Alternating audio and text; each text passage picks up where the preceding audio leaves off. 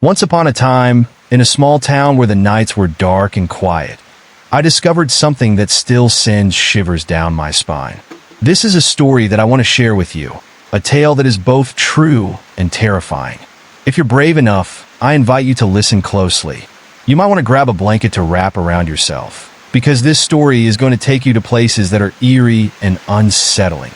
As I tell you what happened, I hope you'll subscribe and share your thoughts in the comments below. Let me know where you're listening from, and if you've ever experienced anything scary like this. I promise to take you on a journey filled with chills and thrills, so keep your lights on and your heart steady. Are you ready? Let's dive into the darkness together. It all began one stormy night when I was home alone. The wind howled outside, and rain pounded against the windows like tiny fists.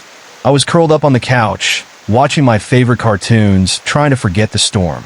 But then, something strange happened. The power flickered and went out, plunging the house into darkness. I felt a cold shiver run down my spine as I grabbed my flashlight, the only source of light in the eerie silence. I decided to explore the house, shining my flashlight into every corner. The shadows danced on the walls, and I could hear the faint sound of dripping water from somewhere in the old house. My heart raced as I walked down the hallway, the floor creaking beneath my feet. I called out, "Hello?" but only silence answered back. I felt like I was being watched, and I couldn't shake the feeling that something was lurking just out of sight. As I reached the end of the hallway, I noticed the door to the basement was slightly ajar.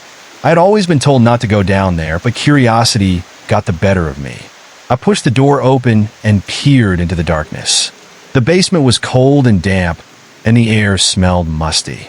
I took a deep breath and stepped inside, my flashlight beam cutting through the blackness. The basement was filled with old boxes and forgotten things. I shined my light around, trying to find something interesting. That's when I saw it, a dusty old mirror leaning against the wall. It looked ancient, with a frame that was cracked and peeling. I walked closer, drawn to it. As I looked into the mirror, I felt a strange sensation like a chill running down my spine. Suddenly, the flashlight flickered and went out, leaving me in total darkness. I fumbled with the switch, panic starting to rise in my chest. Just as I was about to turn and run back upstairs, I heard a whisper. It was soft at first, barely audible, but then it grew louder. "Help me," it said, echoing through the basement. My heart raced, and I felt frozen in place. The voice sounded sad and desperate. I wanted to run, but my legs wouldn't move. I felt a pull toward the mirror, as if it was calling me.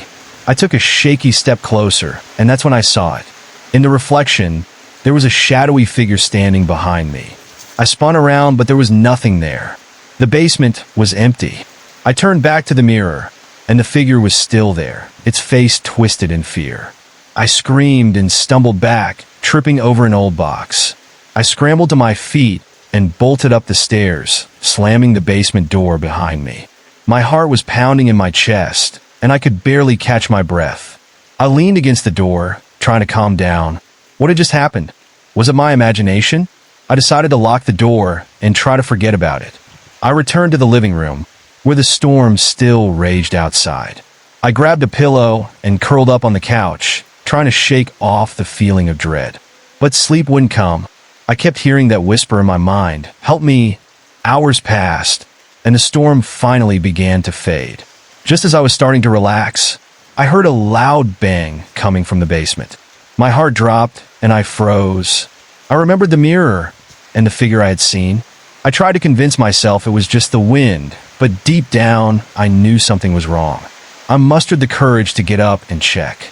Slowly, I walked to the basement door, my hand trembling as I reached for the doorknob. I opened it just a crack, peering into the darkness. "Hello!" I called out, my voice shaking. There was no answer, just silence. I took a deep breath and opened the door wider, stepping inside once more. The basement was still and quiet, but I could feel a heaviness in the air. I walked over to the mirror, my heart racing. As I looked into it, I gasped. The figure was there again, but this time it was closer. I could see its eyes, dark and hollow, staring back at me. "Help me," it whispered again, more urgent this time. I felt a chill run through me, and I stepped back, bumping into a box. Suddenly, the lights flickered back on, and I could see the basement clearly. But the figure was gone. I stared at the mirror, my breath quickening. What was happening? I didn't want to be in this place anymore. I turned to leave, but as I did, I heard a loud crash behind me. I whipped around to see the mirror had fallen to the ground, shattering into a million pieces. I screamed and ran up the stairs, slamming the door shut behind me. I leaned against it, my heart pounding in my chest. I was terrified. What had I just seen? Was it real? I couldn't shake the feeling that something was very wrong. I decided to call my friend, hoping that talking to someone would calm my nerves. As I dialed, I heard a soft tapping sound coming from the basement door. I froze, the phone slipping from my fingers. The tapping grew louder, like someone was trying to get out. I felt a wave of panic wash over me. I didn't know what to do. Should I open the door? Should I run? Just then, my phone rang. It was my friend. I quickly answered, my voice shaky. "You won't believe what just happened." I told her everything, but as I spoke, the tapping stopped. I felt a strange calmness wash over me, as if the voice was listening. "Maybe you should just go to bed," my friend suggested. "It's late, and you're probably just scared from the storm." I nodded, even though she couldn't see me. "Yeah, maybe you're right," I said, trying to convince myself. We said our goodbyes, and I hung up. I took a deep breath, trying to shake off the fear. I decided to go to my room and hide under the covers until morning. As I climbed into bed, I couldn't shake the feeling that I wasn't alone. I pulled the blankets tightly around me, trying to feel safe. But as I closed my eyes, I heard it again, the whisper. "Help me," it was so close. I could almost feel the breath on my neck. I shot up in bed, my heart racing. I turned on the lamp beside me, flooding the room with light. But there was nothing there. I felt silly for being so scared. Maybe it was just my imagination playing tricks on me. I tried to calm down and convince myself to sleep, but the whisper wouldn't leave my mind. I tossed and turned, trying to find a comfortable position, but sleep wouldn't come. Then I remembered the mirror. I had to go back down there. I couldn't just leave it broken. I needed to see if that figure was still there. I took a deep breath, steeling myself for what was to come. I quietly got out of bed and tiptoed down the hallway, my heart pounding in my chest. When I reached the basement door, I hesitated. What if the figure was still there? What if it was waiting for me? But I couldn't let fear control me. I opened the door slowly, peering into the darkness. The basement was quiet, the only sound being the distant patter of rain. I stepped inside, my flashlight in hand. The broken mirror lay on the floor, shards glinting in the light. I felt a strange pull toward it, as if it was calling me. I knelt down, carefully picking up a piece of the glass.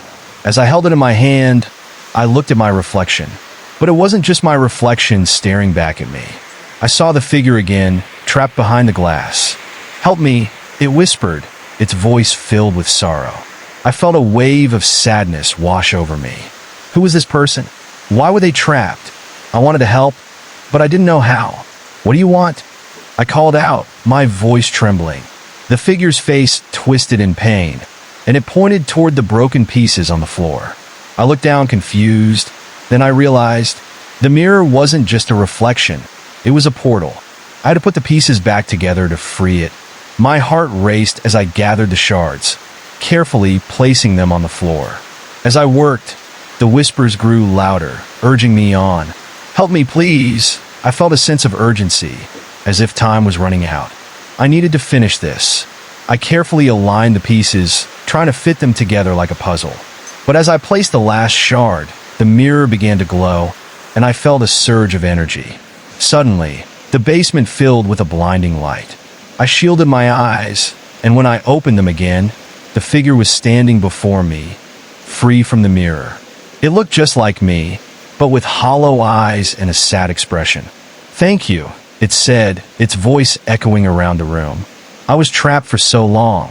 I felt a mix of fear and relief. "Who are you?" I asked, my voice barely above a whisper. "I am you, but lost," it replied.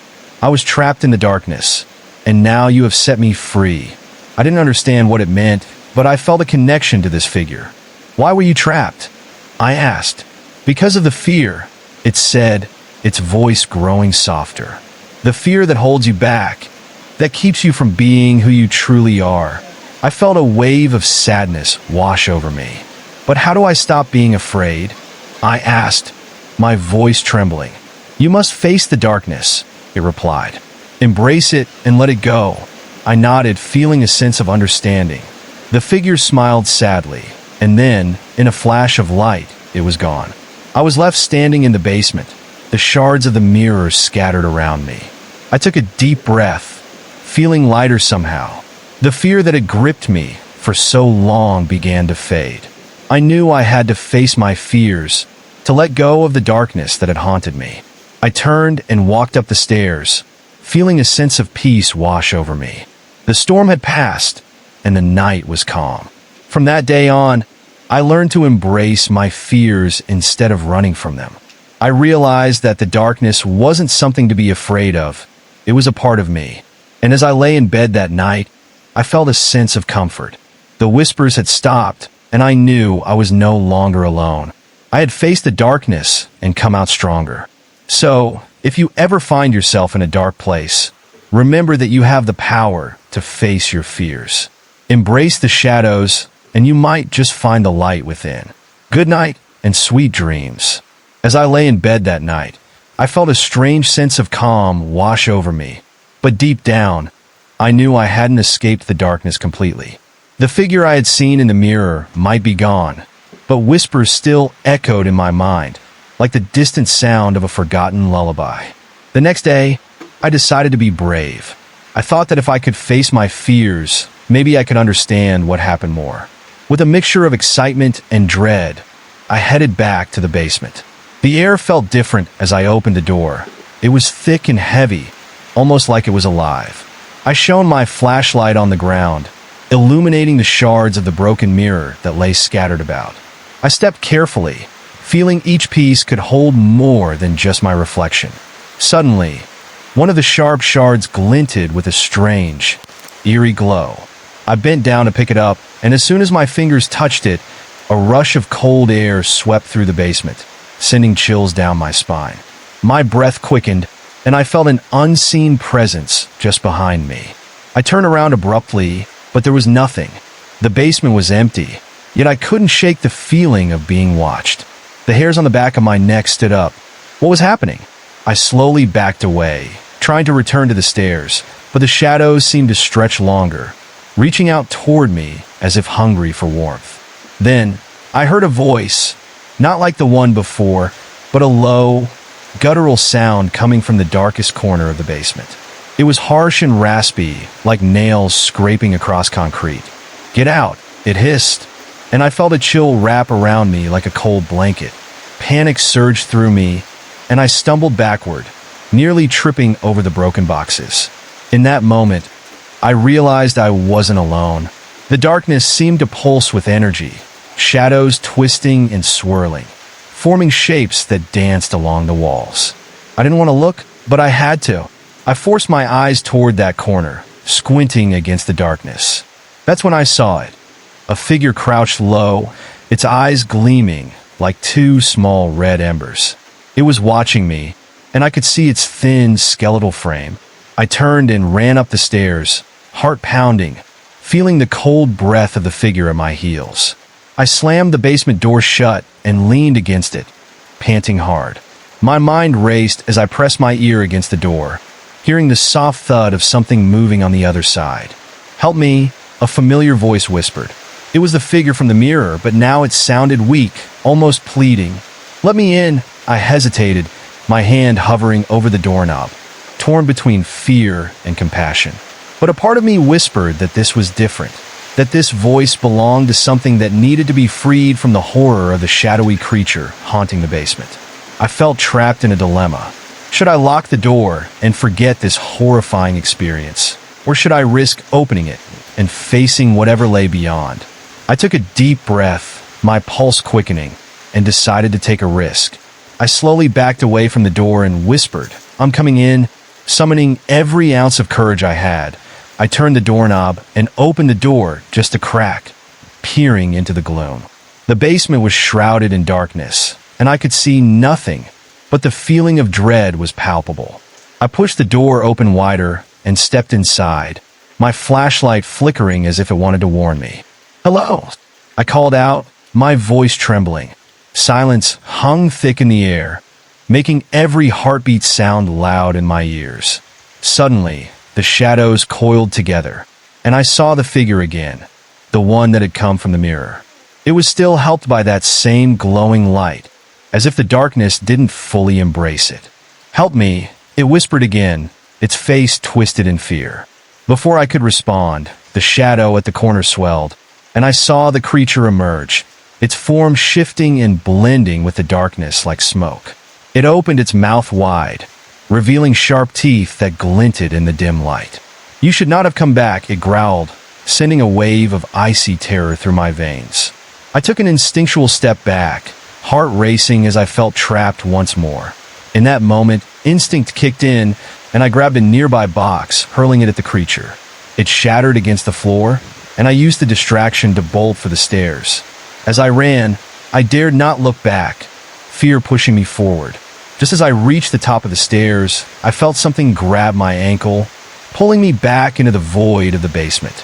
I screamed and kicked, frantically trying to break free. With every ounce of strength, I pulled away and scrambled up the last few steps. I slammed the door shut and leaned against it, panting. I didn't know what to do, but I had to think. That wasn't just a shadow. It was something that wanted to keep me in the darkness. When I caught my breath, I knew I had to break this cycle. The whispers continued in my mind. "You must face it. You have to face it." Ignoring my instinct to run away, I began thinking about what I could do to stop this nightmare. The mirror was broken, but it had once contained something powerful, something that could help or hurt me. I found myself coming back to the idea of putting the pieces back together, even if the mirror was gone. I had to confront the entity in that corner of the basement. I couldn't allow it to haunt my dreams any longer. I knew, deep down, that it was a part of me linked to my fears, waiting to be acknowledged. Gingerly, I headed back to the basement door. I took a deep breath, closed my eyes, and pushed it open again, determination flooding my senses. The darkness loomed large, but this time I was ready to stand my ground. "I'm not afraid of you," I shouted into the void, my voice echoing back at me. The shadowy figure shrieked, a sound so unnatural it pierced through the thick air. "You are nothing. You will always be mine," it howled, its voice surrounded by a chorus of hissing sounds. I could see the shimmering red eyes and felt its anger radiating toward me.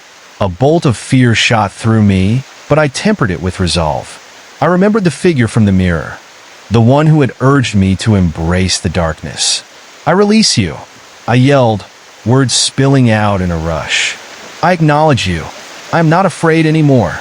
At that moment, the creature lunged at me, shadows swirling like a tempest around us, ready to consume me. But instead of running, I stood strong. I could hear the whispers rising to a deafening roar, drowning my thoughts, but I held firm. "I'm not afraid," I repeated, the cry growing stronger with each iteration. Then, I felt a surge of warmth begin to swell in my chest. It pushed back against the cold sensation. This was light, fighting against the darkness, suffocating the basement. As the warmth spread, the shadows started to pull away, the tight grip loosening. The creature howled in rage, its form becoming unstable, flickering between its dark shape and something almost human. "Free me," it screamed, a mix of anger and desperation. "You cannot control me." The shadows seemed to writhe in pain, and I could feel the tension in the room shift. I was striking a chord within that dark presence. With renewed courage, I extended my hands toward the figure. "I understand now," I shouted. "You are a part of me. I won't deny you anymore. I will embrace all of me." In that moment, the figure lunged forward again, and I felt a rush of cold air envelop me, but I didn't flinch. Instead, I focused on the warmth radiating from within. As the creature came closer, I closed my eyes for an instant, visualizing light pouring out from my heart, washing over the darkness. When I opened my eyes again, I saw the creature disintegrating, shadows breaking apart like shattered glass. I could see its face transform. Those once malevolent eyes were now filled with calm, a strange kind of relief. "Thank you," it whispered, its voice no longer a growl but soft and soothing. And then, just like that, it faded away. The basement brightened slowly as if the sun was rising in the distance. The heavy atmosphere lifted, replaced by an undeniable peace. I took a step back, my heart still racing, but the fear that had anchored me for so long was gone. I was free. As I stood in the basement, I felt a connection to that shadowy figure, the fear that had once haunted me, and I understood that it was all a part of me. No longer did I shudder at the darkness. Instead, I welcomed the light it had helped me discover. I knew the journey didn't end here. Though I felt released from the grips of fear tonight, there were still more shadows to confront. And one day, I would have to face those too. But for now, I climbed the stairs with certainty, glancing back at the basement door one last time. A shadow in the corner flickered, but it was no longer threatening. It was simply a reminder of what I had overcome. I knew, starting tonight, my dreams would never be the same. I wasn't just welcoming the light. I was embracing all my fears, ready to face whatever came next. And as I shut the basement door behind me, I felt a small piece of the darkness remain transformed, a part one could carry with me, stronger and braver than ever before. But little did I know, the shadows have ways of creeping back, lurking in the corners of our lives when we least expect it. The whispers would return, and the journey was far from over. Yet tonight, as I lay in bed again, I would rest easy, knowing I had taken my first step into the battle against fear, my courage lighting the way through the darkness. What would tomorrow bring? Would the whispers return, calling me back to the darkness? Or would I discover new fears to face? Only time would tell. And outside, the wind howled softly, echoing the mysteries yet to unfold, ready to haunt my dreams once more. The night passed slowly, my heart still pulsing with adrenaline from the encounter in the basement.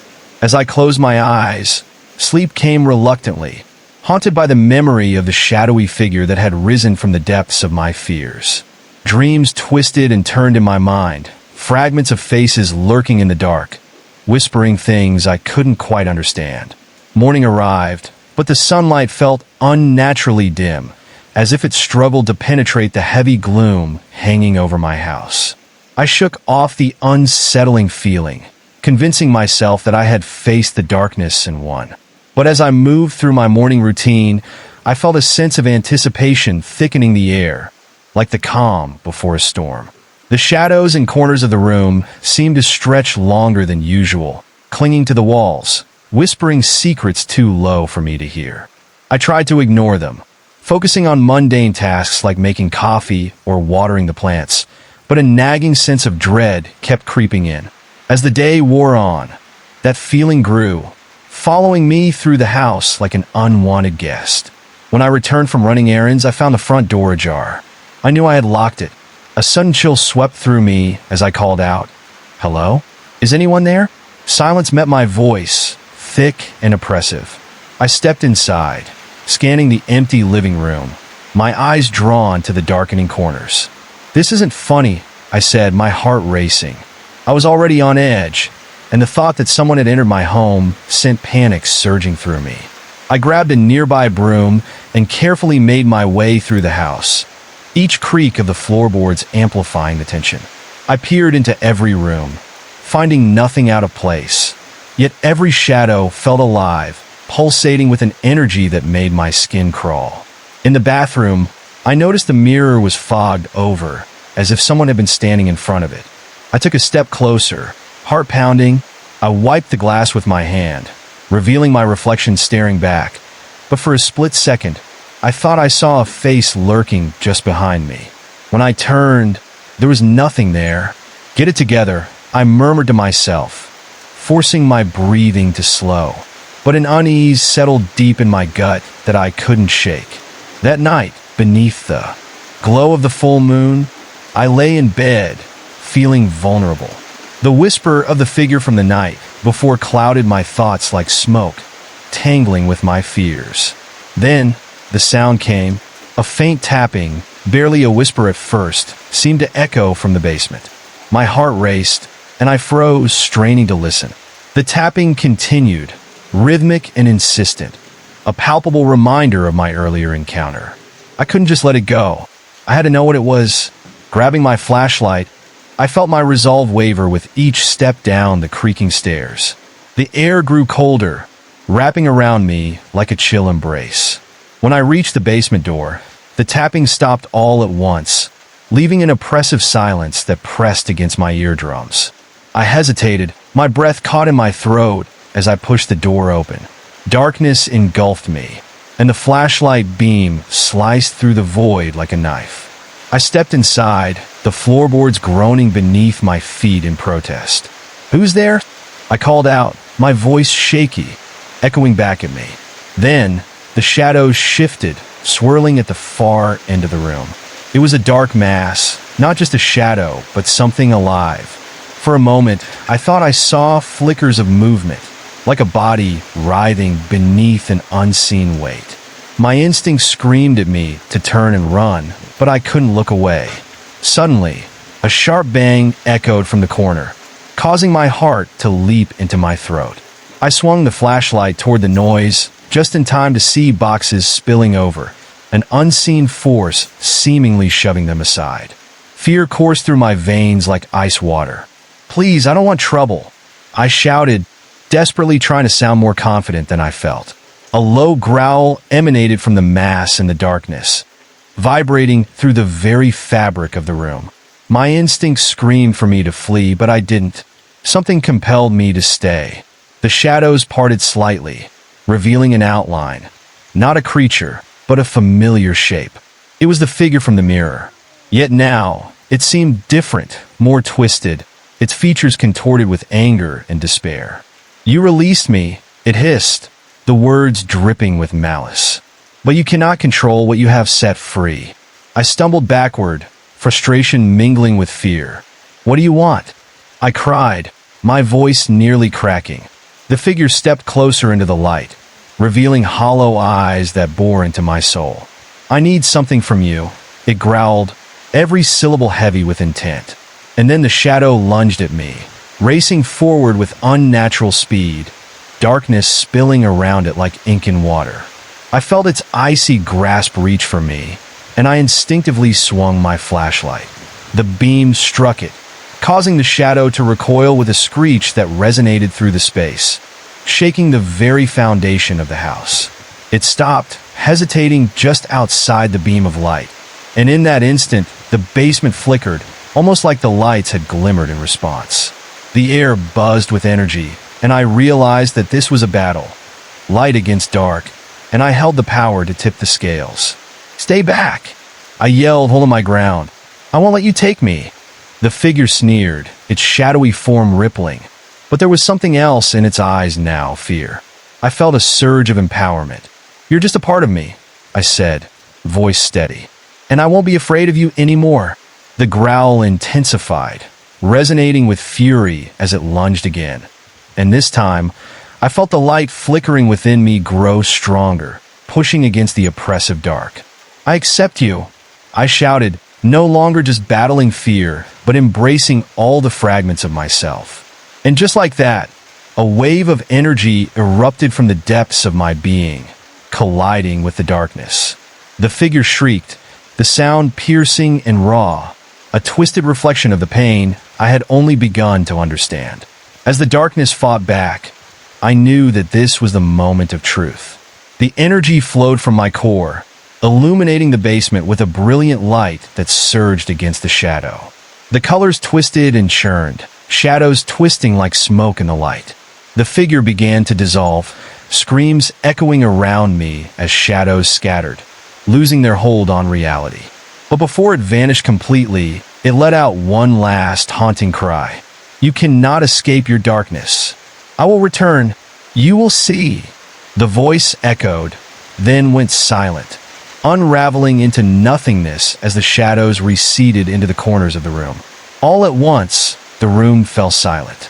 The oppressive weight lifted, the atmosphere transforming from suffocating dread into a strange, calm acceptance. I stood in the middle of the basement, trembling, but alive, feeling a mixture of relief and confusion wash over me.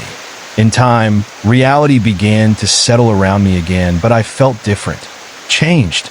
I understood now that fear is a part of being human. It doesn't simply go away. We must learn to face it. As I climbed the stairs back into the light, a chill crept up my spine. In my heart, I knew this wasn't the end. Shadows lingered at the edges of my consciousness. The whispers had faded, but I couldn't shake the feeling that they were just waiting for the right moment to return. Would they come back tonight? Or would it be a lingering nightmare, forever haunting my dreams? As I closed the basement door behind me, the wood creaked eerily, almost as if it were acknowledging the battle fought within. I turned to face the quiet of the house, my resolve solidifying. No matter what the shadows said, I was stronger now, meandering through the realms of fear with newfound courage. But just as I began to feel at ease, a sudden chill swept through the hallway, making the hair on my arms stand on end. I froze, hearing faint whispers escape from the corners of the house, blending with the soft rustle of the wind outside. Those whispers weren't gone. They hadn't left. They were growing louder, wrapping around the corners of my mind. And slowly, the realization dawned on me. The darkness was still there. There were more battles to come, shadows still lurking, and the journey toward embracing my fears had only just begun. That night, as I lay in bed, staring at the ceiling, I could hear the faint signs of movement in the house. The soft creak of wood, the occasional flutter of fabric that seemed to linger just out of sight. I could sense the presence of something, watching and waiting in the shadowed corners of my room. I closed my eyes, commanding the unease to fade. But when I opened them again, the darkness seemed thicker, the whispers much clearer. "You cannot escape," they murmured, echoing around me. I knew now that facing my fears was merely the beginning. The boundaries between light and dark were blurred, and the shadows, like an unseen tide, were creeping closer to the surface. What lay ahead was uncertain, but I felt its presence lingering, unanswered questions hanging in the air like a foul mist. Tomorrow, I would have to confront them all over again. The night dragged on, enveloped in a stillness that felt unnatural. I lay there in my bed, drenched in sweat, eyes wide open, staring at the shadows forming shapes on my walls. Every echoing creak of the house seemed amplified, as if the very structure was alive, holding its breath. Outside, the wind howled like a distant wolf, sending shivers down my spine. Just then, the whispers began again, low and nascent. They seemed to slither into my ears, speaking in a language I couldn't understand. I felt them crawling under my skin, gnawing at my sanity, rooting around in my thoughts. My heart raced, fear pulsing through me like a drum, drowning out everything else. It was a chilling reminder that whatever darkness I had faced before had not simply retreated, but was gathering strength, biding its time. Suddenly, the air in the room grew thick, heavy as if weighted down by a leaden blanket. The temperature dropped, and I could see my breath misting in front of me. I looked around, panic seeping into my bones. The shadows had shifted, elongating in strange ways, stretching across the walls like fingers reaching for me. I could almost make out faces in those endless, dark tendrils, watching, waiting for their moment to strike. Then, with a sharp crack, something shattered in the living room. My heart stopped. It sounded like glass breaking, sending panic racing through me. Gathering every ounce of courage, I slipped out of bed and crept toward the door, my bare feet making no sound against the cold floor. I reached for the doorknob, trembling, and opened it just a crack. The hallway lay in darkness, but I could see faint, flickering lights coming from downstairs. The uneasy feeling in my stomach twisted tighter, urging me to turn back. But I knew I had to see what it was. I stepped out into the hall, mustering a determination I thought I had lost. Each step was a battle against the suffocating fear coiling in my chest. Once I reached the staircase, the shadows seemed to dance in a chaotic rhythm, flickering against the pale glow creeping up from below. My feet barely made a sound as I descended, but in that silence, I imagined that every creak beneath me was a voice, warning me to turn back. I reached the bottom step, breath held tight in my lungs. The living room was an unsettling sight. The lights were flickering from a broken lamp, shards of glass outlining the chaos. I stepped further inside, eyes darting around the room in search of any movement, and then I spotted it. A figure looming near the window, half obscured by the swirling darkness. It stood motionless, shoulders hunched, peering out into the night as if waiting for something or someone. "Who are you?" I called, my voice barely above a whisper quivering. No response came, only the creaking of the old house as if resonating with my horror. I stepped closer, trying to get a better look, but the figure remained frustratingly vague, just an outline swallowed by shadows. Then the whispers grew louder, turning into a cacophony that drowned out my thoughts. "Join us, join us," the words wrapped around me, seductive yet terrifying, a siren call that ensnared my senses, urging me to step forward. I was frozen, my feet rooted to the spot, unable to look away from the silhouette.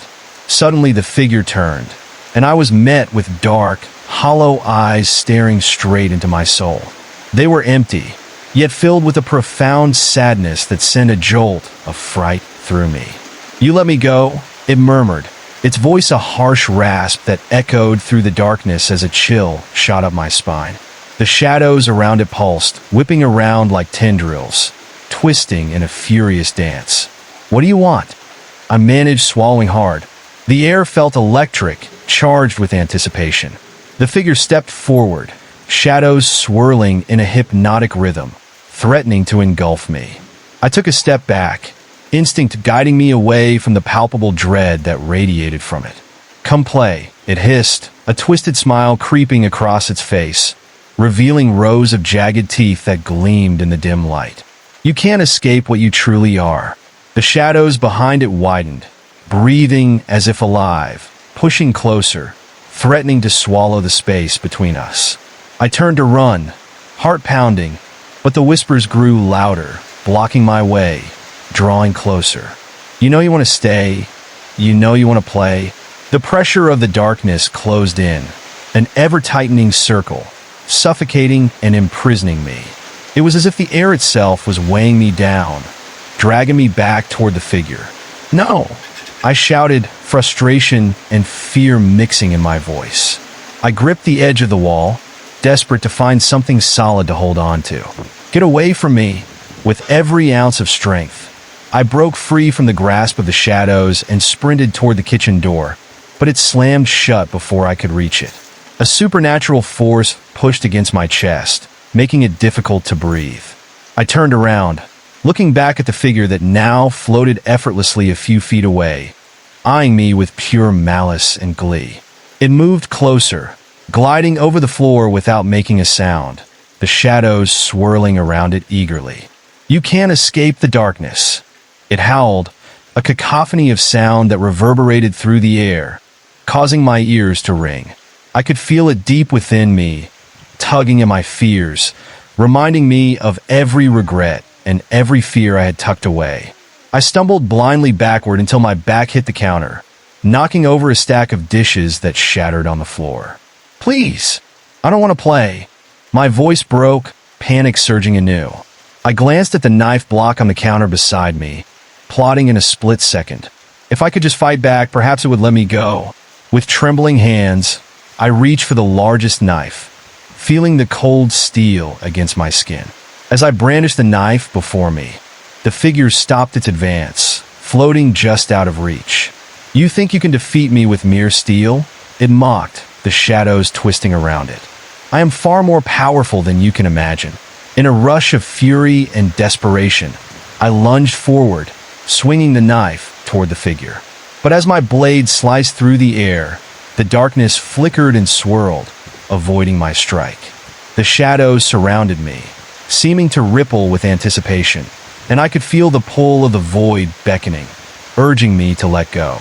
My heart raced wildly. I had to try. I had to stand my ground. "I won't let you take me," I growled, determination pushing me forward. The entity hovered, swirling menacingly. "You think this game is over?" "I will return," it snarled, flickering dangerously close. With resolve, I plunged the knife into the darkness, aiming for where the creature hovered.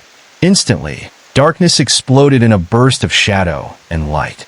The entire house shook as if it were about to collapse. I had broken through momentarily, creating a rift that pushed the figure back, but it didn't last. The ground beneath me trembled, and as I looked up, the figure was reforming from the shadows, angrier and more powerful than before. "You cannot escape," it roared, a deafening sound that echoed around me, consuming every shred of light.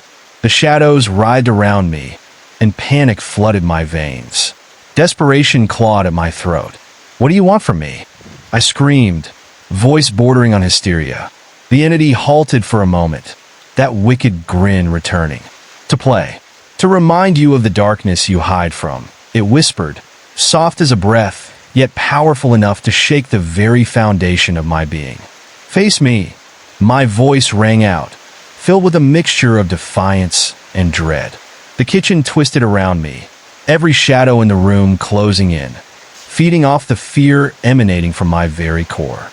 I braced myself as pockets of darkness pushed against me, creeping toward my fragile light, and just when I thought all hope was lost, I struck back.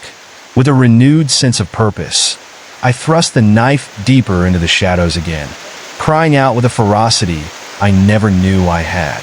"Leave me alone!" In that moment, I felt a spark igniting within me, a light that began pushing back against the encroaching darkness. The shadows wavered, and for the first time, I sensed fear in the figure's hollow eyes. "Enough!" the shadowy figure hissed, twisting in agitated fury. "You will pay for this defiance." The world spun around me as the ground quaked beneath my feet. Suddenly, the light within me surged, illuminating everything in its path. The kitchen was engulfed, shining with an ethereal glow, and every shadow screamed as it disintegrated under the intensity. In that moment, clarity struck. I understood that by facing my fears, I held the power to banish the darkness that had plagued me. The shadows surged around the figure in frantic panic as I focused on that glimmer of light ignited deep within. "Get back!" I shouted, the knife extended, and with everything I had, I thrust it into the center of the swirling darkness. Light erupted, and silence fell over the room. But in the stillness, I felt a whisper brush against my ear, chilling and cruel. "You may have won this battle, but remember, darkness is always waiting."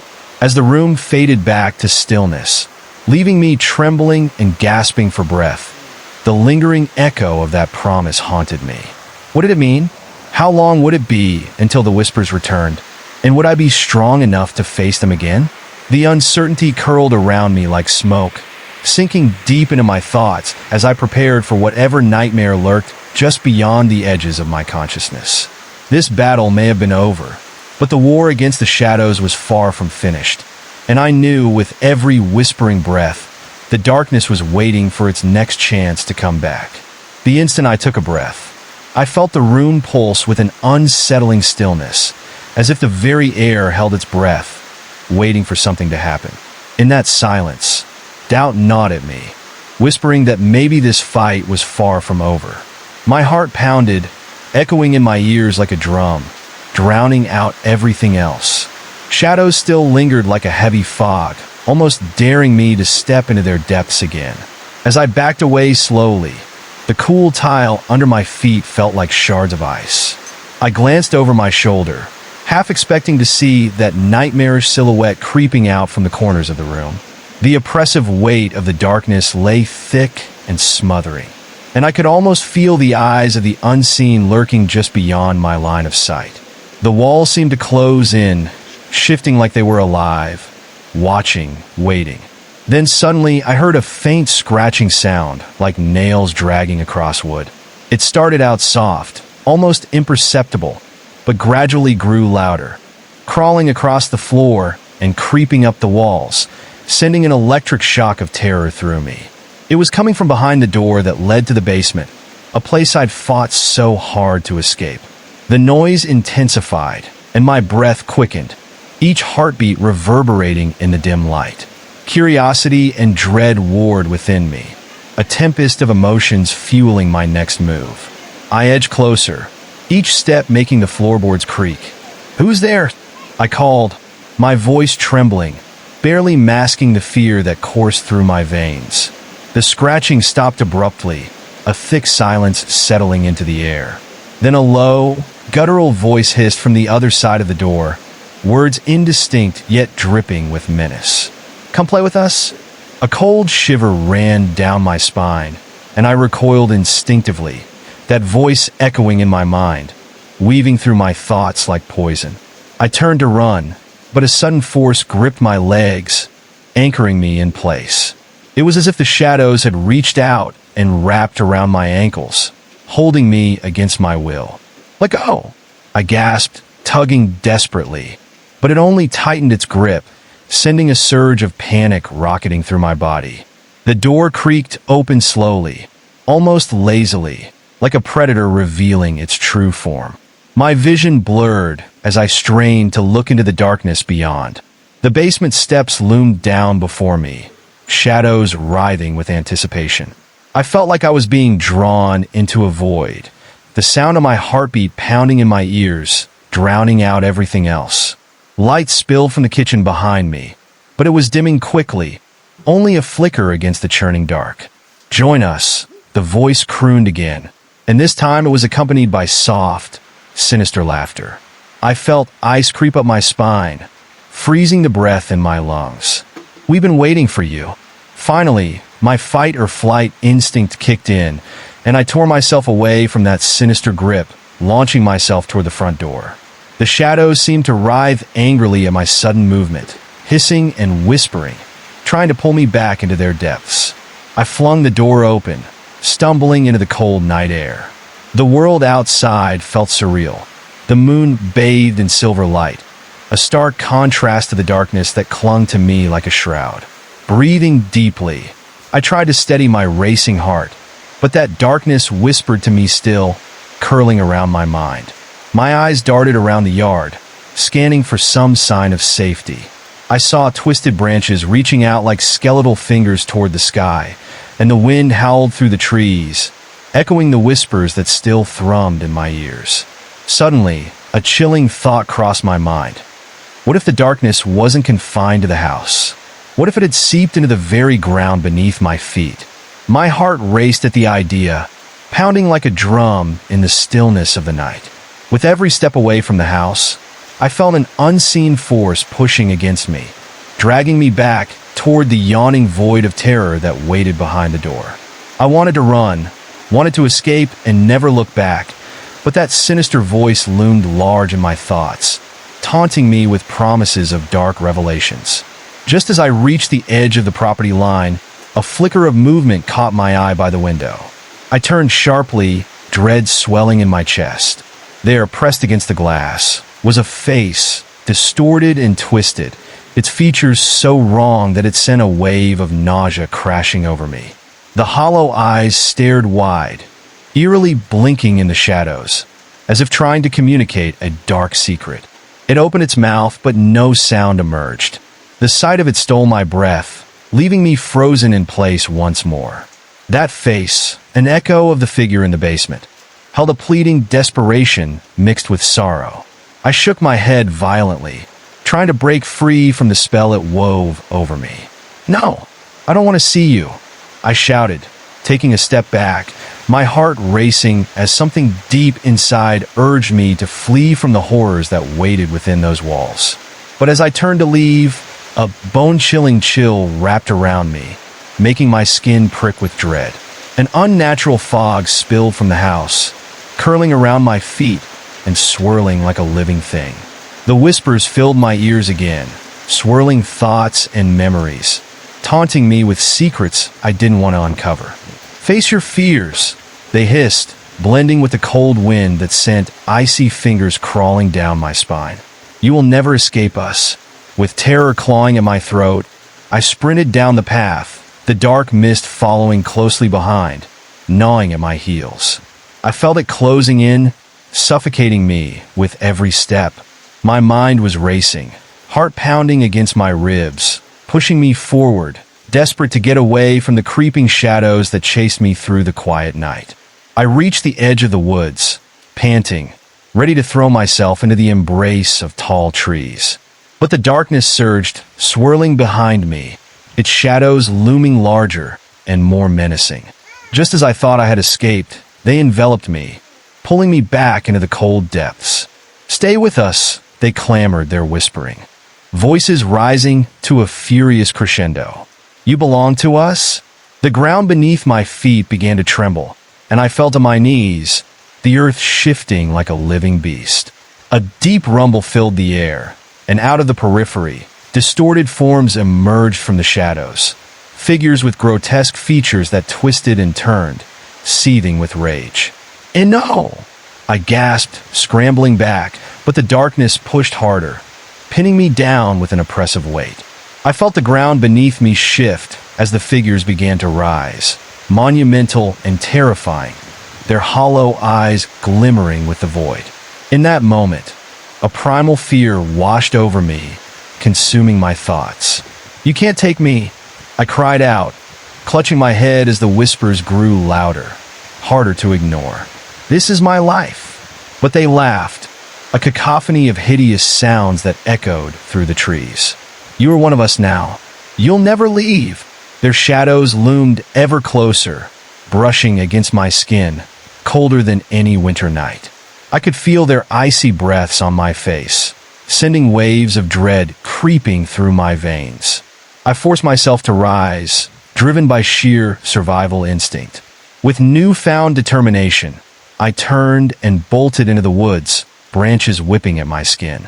The shadows continued to chase, but I could feel the power of my own light, the light I had fought to harness. "I won't let you take me," I shouted, the conviction burning within me, pushing back against the consuming dark. With every step, I could feel the fogging darkness weaken, retreating with unwillingness. I sprinted deeper into the woods, the trees standing tall around me, whispering secrets that only the night could know. It was unlikely safety, but I clung to the hope that somewhere among the ancient trunks and gnarled roots was a sanctuary, a place where I could find shelter, if only for a moment. But as I plunged further into the depths, the shadows shifted, lurking patiently, waiting for me to tire or falter. They were persistent, and with every pulse of adrenaline, I sensed their relentless appetite growing ever stronger.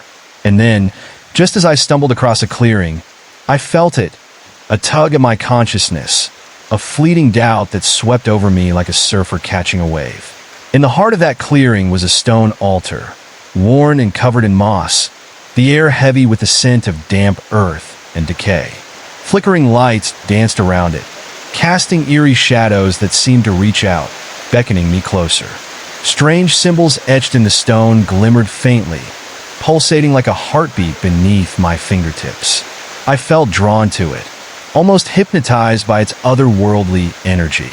I stepped forward, a voice inside urging me to examine it, the whispers escalating once more, now seductively enticing.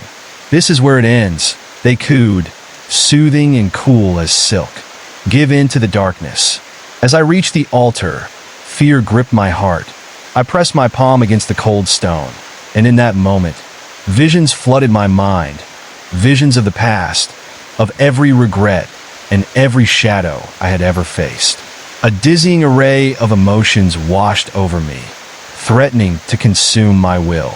But beneath the terror thrumming through my veins was something else, a flicker of memory, of light. "Don't let them win," I whispered to myself, pulling myself back from the edge of despair. With a surge of defiance, I pulled my hand away from the altar and turned back toward the treeline, steeling myself against the growing whispers and persistent shadows. A sense of urgency washed over me. I couldn't stand still, not now. I had to keep moving, keep fighting.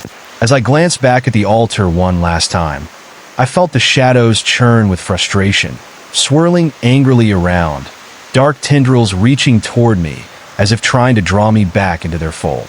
"You will come to us," they hissed, their voices rich with malice. "You cannot resist." But I resolved to do just that.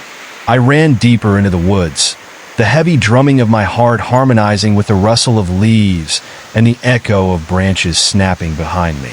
The shadows persisted, but I felt strength rising within me, mingling with the fading light, reminding me that I could choose my path.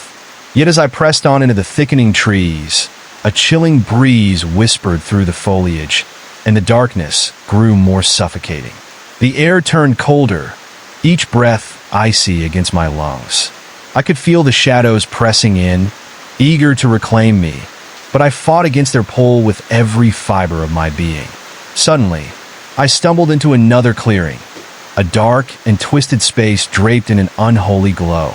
Figures danced in the dark corners, each nightmarish shape flickering like flames, casting monstrous shadows across the ground. They giggled and laughed, their voices shrill and mocking, a chilling symphony that sent a shiver racing down my spine. "Welcome home," they screeched, figures unraveling from the darkness in gaudy displays, their features shifting, morphing into grotesque faces that seemed familiar yet alien. "We've missed you. Get away!" I shouted, panic surging anew as I felt the shadows wrap around my legs again, beckoning me closer. "You're not my family." But deep down, their voices wound through my head, filling me with doubt. Each step I took felt heavier, as if the shadows were griping my very soul. But I wouldn't give in, summoning every ounce of strength. I willed my light to shine brighter, pushing back against their encroaching darkness. "You think you can control me?" I cried, voice echoing against the trees, the confidence surging within me. "This is my life." In that moment, every figure paused, their twisted smiles faltering, shadows wavering on the edges of the light. I pressed my advantage, moving forward and reaching toward the shadows coiling around me, the energy from my heart radiating outward, illuminating the chilling figures. "Begone!" I roared, the power of my will crashing through the darkness. The shadows screamed, a cacophony of distorted voices rising into the night air. "You cannot hold me any longer." With one final push, I released my fear, closing my eyes and allowing the light within to burst forth. The darkness recoiled, shrieking in agony, and as the light exploded into the clearing, the figures vanished in a flash of blinding brilliance. Shadows dissipated like smoke in the wind, and suddenly, I felt the weight lift from my body. Breathless and trembling, I fell to my knees in that ethereal clearing, feeling spent yet alive. But somewhere deep within, I sensed that it was not over. Shadows still lingered just beyond the edge of my vision, waiting, even now, plotting their return. The night was darkening around me again, and as I sat there, reality sank in. This was merely a continuation of a dark saga that had started long before. I strained to catch my breath in the eerie silence of the clearing, every rustle of leaves and snap of twigs amplifying the stillness around me. The air felt charged, thick with the tension that wrapped around my chest like a vice. It was in that moment of false security that I began to hear it, a soft, rhythmic whispering coming from the shadows at the tree line. It was a sound like wind through the branches, but it twisted and broke, turning into words I couldn't quite catch. Closer now, something slithered along the ground, a flicker of movement just out of my sight. Fear twisted in my gut. I pushed myself up, forcing my shaking legs to hold me steady as I scanned the encroaching darkness surrounding me. Something was lurking there, something with a presence that felt almost sentient, as if it was weighing its options. The whispers grew louder, an unintelligible chorus beckoning me to come closer, to cross that dreadful boundary where light met dark. A single breath escaped me, shaky and filled with the electric thrill of danger. I stepped backwards, but the moment I did, a sudden rustle erupted from the foliage, and I knew I was not alone.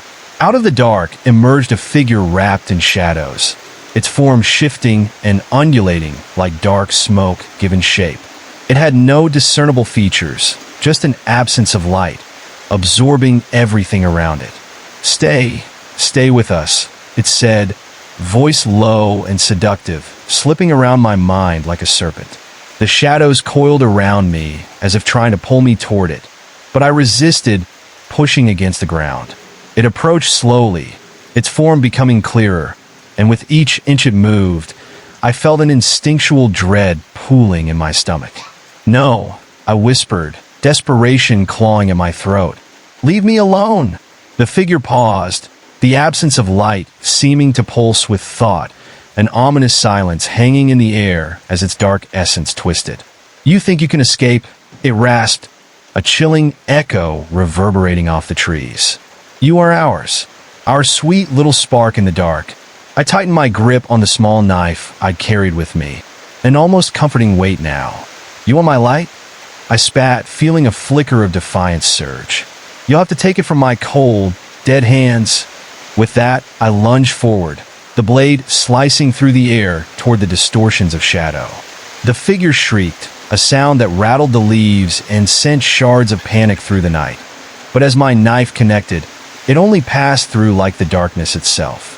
It hadn't been a defense, but rather an invitation, and suddenly I was engulfed in a whirlwind of shadows, swirling and consuming, dragging me down into their depths. I felt like I was falling, slipping into an abyss where time and space twisted together. The air went cold and thin, and a wave of despair washed over me, suffocating and constricting. "Come home," the voice lilted, wrapping around me like a cloak. "You're stronger here. You belong." The world around me shifted once more, and I was pulled through an entrance formed from the very darkness itself. I landed on solid ground, but not the ground I remembered. Everything looked twisted and foreign, an upside-down reflection of the clearing, a mirror of shadows. The trees were gnarled and deformed, their branches clawing at the sky. There was no light here, just the oppressive weight of a void that seemed to breathe. In the distance, I could hear muffled giggles, echoes of laughter from the figures I had just faced. "Where are you?" I cried, my voice swallowed by the darkness. With a sudden clarity, I realized I wasn't alone. They were watching from the edges of the shadows, smirking, waiting for my next move. A dim glow caught my eye, flickering weakly in the heart of the shadows. It was a lantern made of bone, pulsing softly, casting grotesque shapes against the stone-like ground. My instinct told me to stay away, yet something inside pushed me forward, pulling me toward that flickering light. I reached out my hand, trembling, and the moment my fingers brushed against it, a surge of energy flooded my senses. The world around me brightened, the shadows recoiling slightly as if in pain. The laughter stopped abruptly, and the figures stepped back into the deeper darkness, their twisted faces morphing into grimaces of rage. "No, you can't," one screeched, scrambling toward me, but it was too late. With that spark of light coursing through me, I felt the shadows strain against it, desperate to extinguish the glow. I stood taller, my resolve firming as I realized I could wield this power like a weapon. "Get back! You don't control me!" I shouted, wielding the lantern like a shield, banishing the shadows, threatening to engulf me. But as they recoiled, I noticed the shadows were not just retreating. They were shifting, growing more chaotic, swirling into a vortex, their forms collapsing in upon themselves as the energy around me surged in strength. What was happening? The light pulsed with newfound power, radiating warmth that coursed through my veins, even as the darkness screeched in fury. Suddenly, the ground began to quiver beneath my feet, and the very fabric of this shadowy realm began to unravel. Cracks appeared in the ground, each one splitting wider, revealing a glowing abyss, a portal to somewhere darker. The figures screamed, their monstrous faces distorting into anger and fear. "No! You cannot leave! You will not escape!" Fear surged as I realized the dilemma I faced. If I didn't act quickly, I could be swallowed whole by the rift. I had to make a choice. With the lantern still glowing, I made my way toward the portal, hesitation battling with desperation. I could feel the shadows lunging at me, their hands like tendrils, grasping for victory even as the light burst forth. In that moment of turmoil, I heard the echoes of their previous taunts, laced with anguish. "You belong to the darkness." "No," my voice rang out, louder and bolder. "I choose the light." I hurled the lantern into the heart of the portal, the glowing arc illuminating the shadowy realm for one blinding moment. The echoes of screams rose to a fever pitch, drowning the air in sound. A cacophony of despair as the shadows began to unravel, consumed by the light. As the portal swallowed the lantern and exploded in a violent burst of energy, I felt the world shift violently beneath me. I was flung backward into the clearing, landing hard on the cold ground. The wind howled, swirling around me, tugging at my clothes as if the very nature sought to reclaim what I had taken. I struggled to regain my footing, eyes darting toward the now empty clearing. The shadows had vanished, leaving only the echoes of their horror. But I could feel them lurking just outside the edges of my vision, waiting and watching, a sense of unresolved dread coiling tightly around my heart. Holding on to the fading remnants of the light, I took in the night around me. My breath came in slow, harsh gasps, and the night felt eerily calm, as if the world held its breath, waiting for the next move. Yet in that stillness loomed an uncomfortable truth. The darkness was not truly gone. As I turned to leave, an unsettling chill raised the hairs on the back of my neck. The shadows were merely regrouping, finding new ways to linger along the fringes of my mind and the edges of the world, prepared to surface again. My thoughts raced as I stepped back toward the house, its silhouette looming stark against the moonlit sky. The memories of what had transpired washed over me like a chilling breeze, and I knew this dance with darkness would not end tonight. It would follow me, haunt me, feeding off fear it ignited, a shadow that would never fully fade, ever waiting for the moment I would falter and invite it back in. With every step, the sound of soft laughter echoed in the night, accompanied by the cold whispers promising to return. I would never truly escape this nightmare. They were always there, lurking somewhere deep within, whispering, waiting for their chance to take me once more into their embrace. And as I crossed the threshold of that house, I understood. The darkest nights often invite the most sinister shadows, and mine was far from over. The door creaked ominously behind me, slamming shut as if the house itself sighed with relief that I had returned. The familiar chill settled over me, a bone-deep cold that seeped into my skin, wrapping around my body like a shroud. Each step I took into the dimly lit hallway felt heavier than the last, the air thick with a musty odor of decay and forgotten memories. Shadows flickered at the edges of my vision, taunting me with the possibility that something was watching, something waiting for just the right moment to strike. The walls seemed to close in, covered in peeling wallpaper that took on grotesque shapes, twisting into images of faces that morphed and grinned as I passed. I shivered and quickened my pace, gripping the railing of the staircase with white-knuckled determination. The nightmarish laughter still echoed in my ears, and I could feel a creeping dread building as I approached the upstairs hallway, the place where I had felt that unsettling presence before. As I hesitated at the top of the stairs, a soft, childlike giggle rang out, echoing through the hushed darkness. My breath caught in my throat, unease prickling my skin. The sound was haunting, surreal, yet strangely inviting. "Come play with us," it called, light and airy, contrasting sharply against the oppressive chill surrounding me. I swallowed hard, curiosity battling with instinctual fear. "Hello," I called out, my voice trembling. The laughter grew louder, more frantic, and I forced myself to move down the hallway, each step echoing ominously in the silence, a sinister rhythm that seemed to beckon me deeper into the unknown. At the end of the hall stood a door, slightly ajar, flickering light spilling from the crack.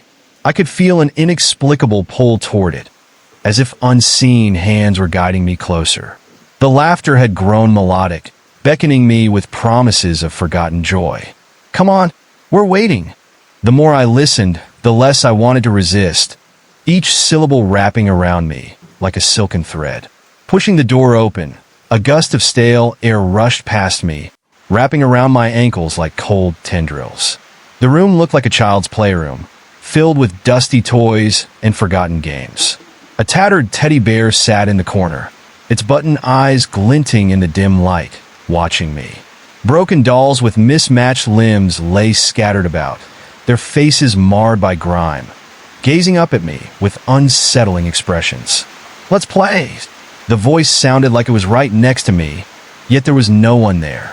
Panic jolted through me as I stepped further into the room, the whispers of the shadows swirling around, just out of sight. They were there, lurking, invisible, yet palpably present, feeding off my fear, teasing me with their dark games. As I took a cautious step forward, the door slammed shut behind me, sealing me in. My heart raced, pounding against my chest like a drum. The atmosphere grew heavier, smothering, as if the shadows had taken a physical form and were now closing in. The walls seemed to echo with the laughter, now frantic and shrill, wrapping around my mind like a noose. "No more games!" I shouted, trying to regain control over my spiraling thoughts. The response was immediate, the air crackling with energy as the laughter turned into a guttural roar. Shadows surged from the corners of the room, coalescing into three dark forms with elongated limbs and terrifying smiles that revealed rows of sharp, glistening teeth. Their eyes snaked through the dark, void-like openings, vacant but somehow filled with malice. With instinct kicking in, I turned to the window, the only possible escape, but it was already shrouded in layers of thick black fog that obscured the outside world. Panic surged through my veins as the shadowy figures stalked closer, moving fluidly across the floor, limbs twisting unnaturally as they approached, the scent of rot and decay heavy in the air. "Don't be afraid," one of them rasped, its voice a disturbing mix of the childlike echo from before, twisting into something menacing. "We just want to play. Forever." I gripped the edge of the nearest table, bracing myself as I backed away from the advancing figures. "Get back!" I yelled, frustration mingling with fear. The shadows hesitated for a moment, their forms wavering, retorting in harsh whispers that snaked through the room, filling it with taunts that echoed in my ears. "You think you can leave us? You'll stay with us, even if you don't want to." Suddenly, the window shattered into a million pieces, the sound deafening as shards rained down like icy rain.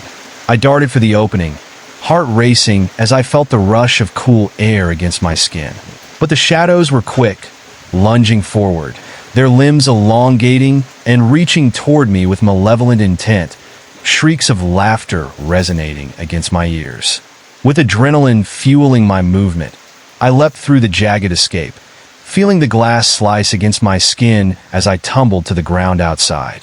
Pain flared, but I forced myself to roll, scrambling to my feet before looking back at the broken window. The shadows loomed there, twisting outrageously, their forms disappearing into the black fog that hung just outside the playroom. I sprinted across the yard, the cold grass clawing at my bare feet, the laughter becoming a cacophony of shrieks that chased me into the night. The moon hung high, but the world around me felt utterly foreign, distorted, like a reflection in a shattered mirror. Every step echoed like thunder in the stillness, and the trees seemed to nod in agreement, swaying in a rhythm that mirrored the primal fear coursing through me.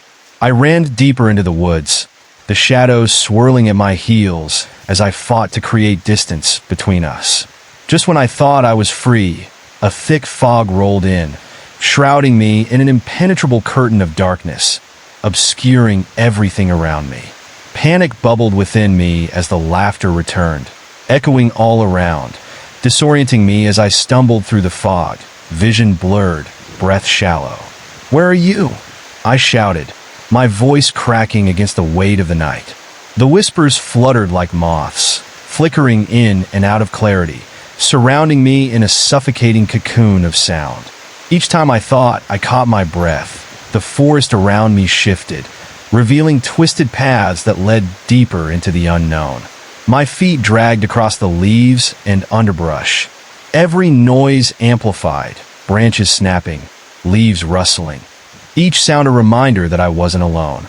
They were here, lurking, waiting for me to lose my resolve, to succumb to their insatiable hunger.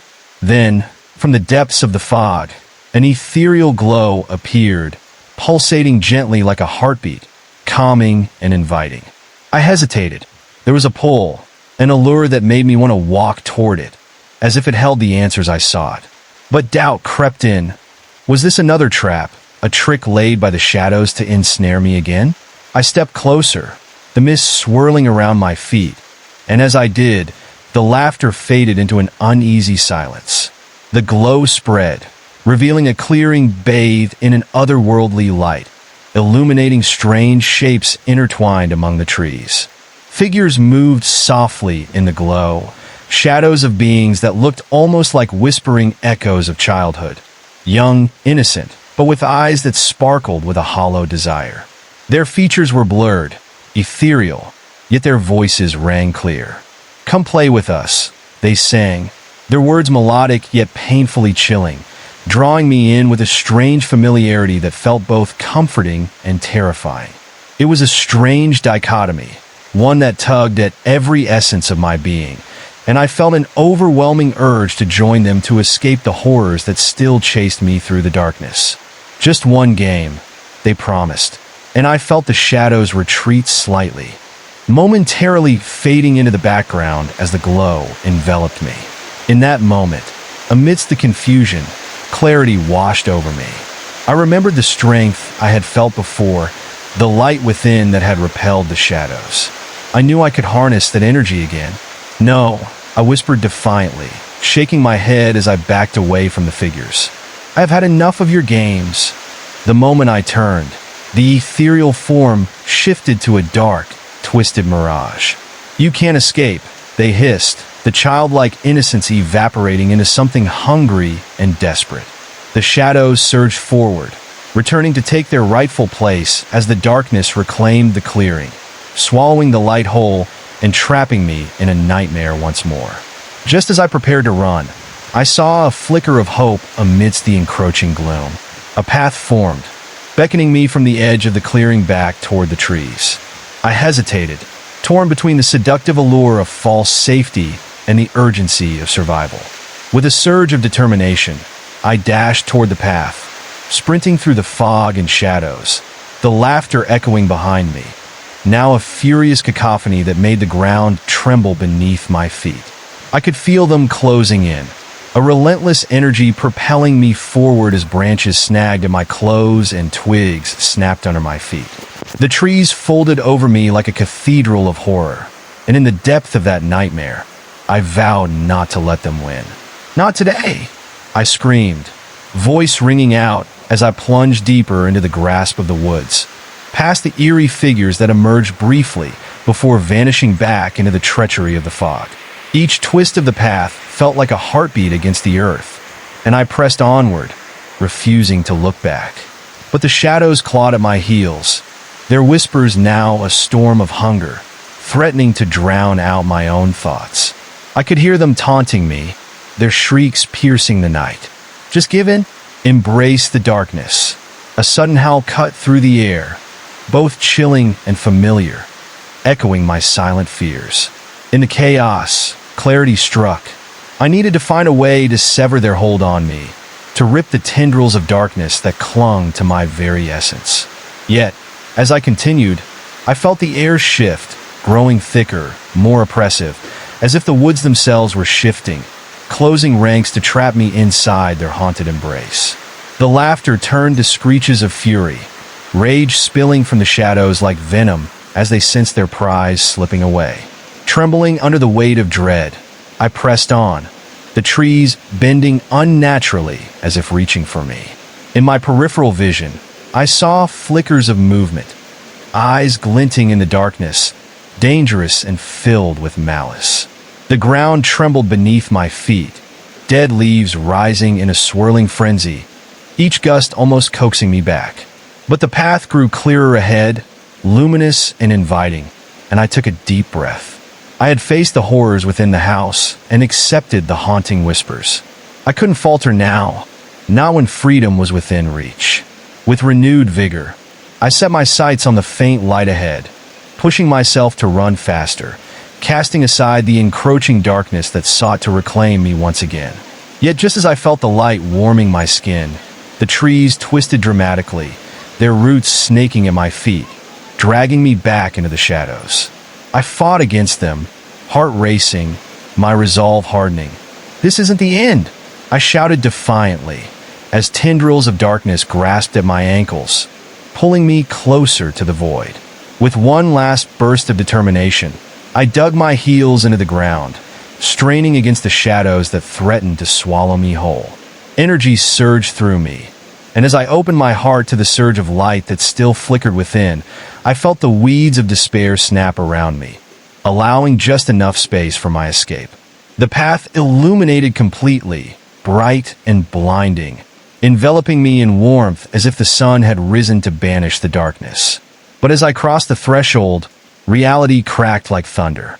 I was thrust back to the clearing, surrounded again by oppressive fog and echoing laughter, now deeper and more sinister, as if the shadows were merely biding their time, waiting for the next moment of weakness to pounce. The children's laughter still lingered in the air, a siren's call daring me to return. Yet now, I didn't just hear it. I felt it seeping into my bones, clinging to my thoughts. "You cannot escape us," it whispered hauntingly in my mind, and I realized that the path back was not just behind me. It was woven into my very being. As the shadows swirled more intensely, I understood I would have to confront them, face them on their terms, and extinguish their hold over me once and for all. I took a deep breath, ready to meet my fears, ready to take back my light. "Fight me if you dare," I roared into the darkness, letting the storm of my defiance swell within. The shadows paused, and in that chilling moment, I felt their confusion swirl around me like a thick mist, unsettling and alive. The weight of their presence shifted, creating a strange tension that filled the clearing, crackling like electricity. They had never expected me to fight back. The shadows quivered, their forms wavering like smoke being blown by an unseen gale. Their intangible anger was palpable, and I could see their faces morphing into grotesque shapes that reflected their rage, mouths stretching in malicious grins, eyes narrowing into slits filled with unsettling hunger. "Foolish Lightbringer," the voice hissed, a multitude of tones overlapping, creating a symphony of snarls and whispers that cut into my mind. "You think you can defy us? We have held dominion over these woods for eons." Their words wrapped around me, tightening like a noose, but deep within me stirred a fire. I would not let them trap me. I focused, channeling my rage into strength, a warmth igniting in my chest. "You may think the darkness is powerful, but it is nothing without fear," I shouted, feeling that warmth expand outwards. With that, I lifted my hands, palms out, and summoned the light that had once seemed so fragile. It burst forth, a radiant pulse that illuminated the clearing and forced the shadows to recoil. The brilliance sliced through the darkness, revealing grotesque details I had missed before. Long, spindly fingers reaching out from the void, skin that shifted and rippled like water, and twisted faces filled with longing and despair. As the light spread, I noticed the trees around me shifting as well. The twisted bark began to regain its color, leaves unfurling in brilliant greens that shone under my growing light. Yet for every inch of hope, shadows clawed back, thickening and swirling in response, refusing to be frightened away. "Do you think a simple glow can save you?" one of the figures screeched, its voice a nightmarish blend of laughter and pain. "We were here long before you. We will exist long after you're gone." The ground beneath me trembled, and from the fissures appeared dark tendrils, slithering forward like snakes hungry for their next meal. I could feel their cold caress wrap around my ankles, attempting to drag me back into their depths. Panic surged, but I steeled my resolve and visualized that radiant warmth spreading until it enveloped my entire being. "Begone!" I roared, giving my energy a fierce push, the light erupting in an expansive flare. The shadows wailed as the brightness engulfed them, distorting their forms until I could barely see what once stood. I could hear them thrashing, flailing, desperately against the brilliant tide, trying to extinguish what they feared the most. But I felt the pressure mounting. They were regrouping, drawing closer together, feeding off each other's dark energy. Whispered threats filled the air, seductive and chilling like a serpent's hiss. "You cannot hold us back. We are many. You are one." Just then, the ground beneath me shook violently, and I stumbled, barely maintaining my balance.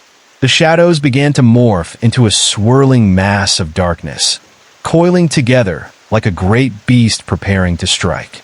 I grasped for anything solid, but the ground ripped open in a jagged crack, revealing a chasm that seemed to stretch infinitely into an abyss of nothingness, a void pulsating with the rhythm of a heartbeat, as if it were alive and hungry. I peered into the depths, dread coiling in my stomach. I had no idea what lurked down there, but I could sense the frantic whispers echoing through the darkness, promising eternal anguish.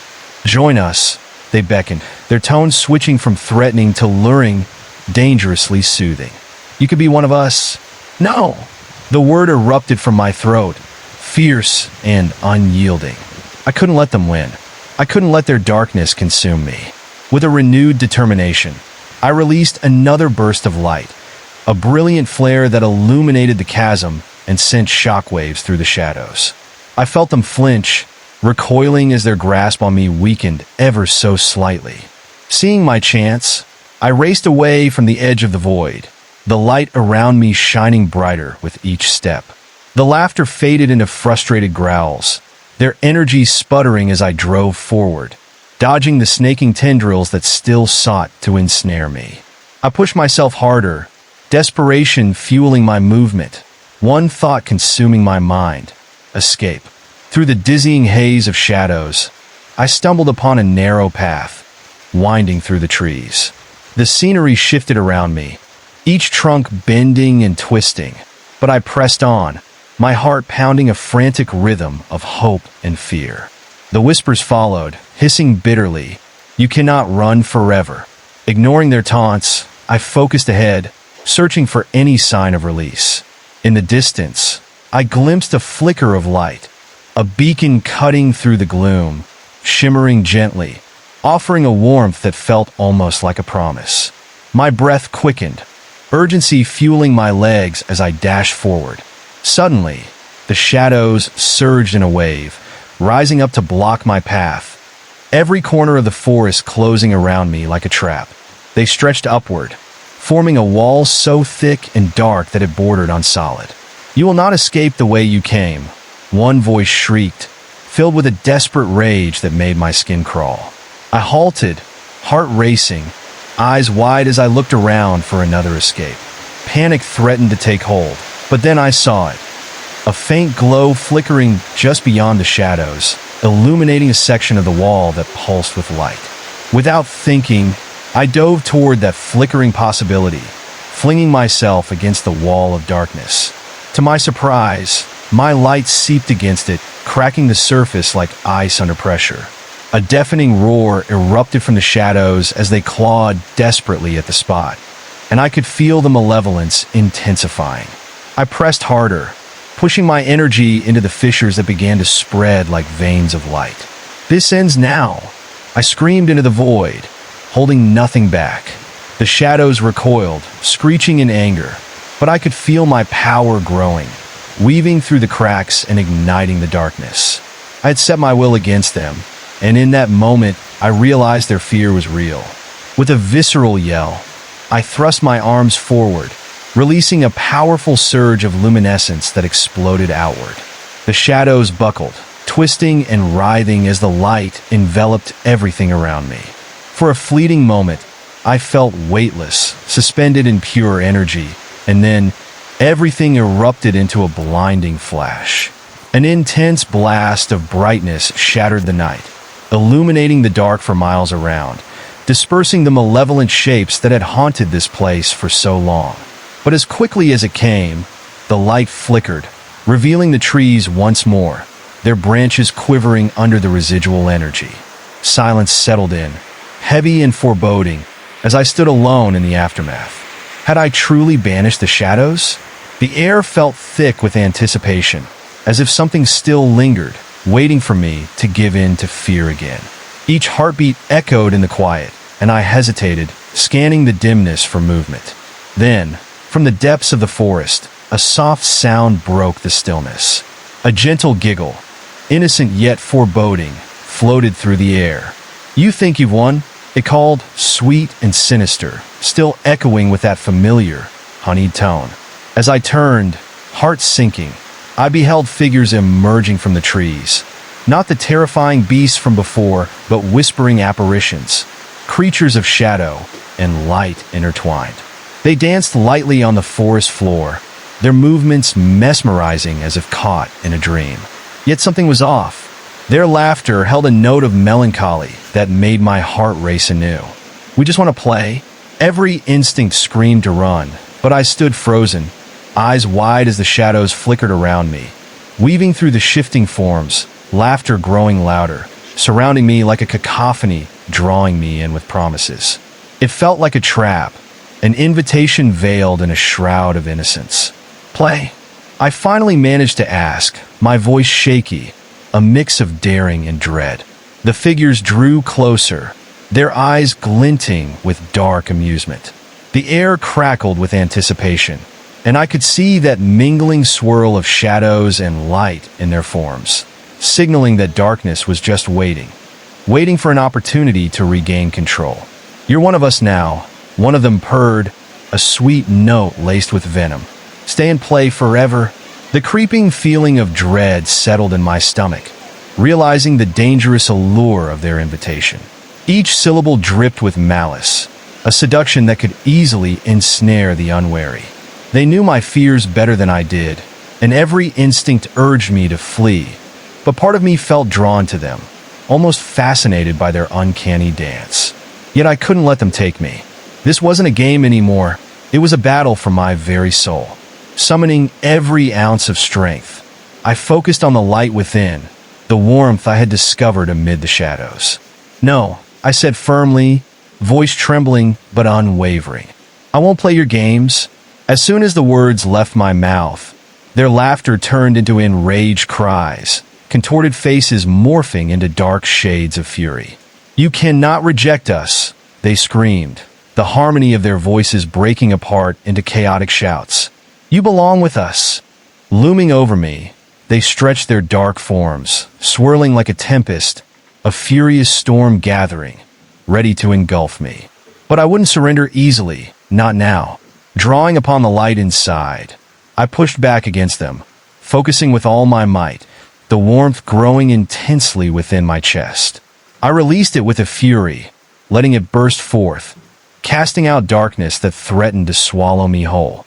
In a flash, the shadows recoiled, and I felt myself break free of their grip, the oppressive weight lifting for just a moment. I staggered back, breathless, but there was no time to celebrate. The shadows were gathering again, reforming quickly, anger bubbling to the surface and taking shape. Fleeing is futile. They screeched in unison, their voices intermingled like howls of a storm, a dissonance of outrage that shook the very air around me. But I would not let them control me any longer. Finding my feet beneath me, I turned away, racing once again through the fog, dodging debris, yearning to escape the cursed forest. Though the shadows moved to reclaim me, I was determined not to let them take back what I had fought for. As I pushed onward, I could hear their haunting whispers trailing behind me, promising despair, each one more insidious than the last. "You'll tire. You'll fall. It's in your nature." Yet even as my heart pounded in fear, I felt the light within me flicker, a beacon refusing to dim. I raced through the woods, driven by the thought of freedom just out of reach, the chilling laughter ringing out like a warning, taunting me as I ran faster, as if I could escape the very night itself. And then, in a dramatic twist, I burst into another clearing, light spilling into the space around me like a sunbeam breaking through the clouds. It was too bright, too beautiful, yet I was not fooled. The shadows slithered after me, twisting and bending into grotesque forms, an orchestra of malice prepared for the final confrontation. Why resist? A voice cooed, wrapping around my mind like silk. Join us, and you'll never be alone again. With a desperate shout, I unleashed everything I had left, a final display of raw determination. The intensity flooded the air, pushing back against the shadows that sought to close the space around me. And as the energy pulsed from me, enveloping the clearing, I could see their forms momentarily falter, hovering in a liminal space between the light and dark. But the moment was fleeting. The shadows writhed angrily, a tide of jealous rage crashing against my light, their fury reinvigorating them. I could feel their intent shifting, their focus tightening around me once again with a hunger that made my stomach twist. With nowhere left to run, I lifted my chin, facing them with every ounce of defiance burning in my chest. You will not take me, I shouted with piercing clarity, voice ringing through the clearing like a battle cry. The shadows recoiled slightly, their forms flickering as if momentarily taken aback by my resolve. I could see the surprise in their darkened eyes, hesitant, plagued by uncertainty. Submit, they roared, a wave of anger crashing against me, but I stood firm. Never, I countered, feeling the surge of power pooling inside, the light igniting fiercely, and in that moment, I realized the truth.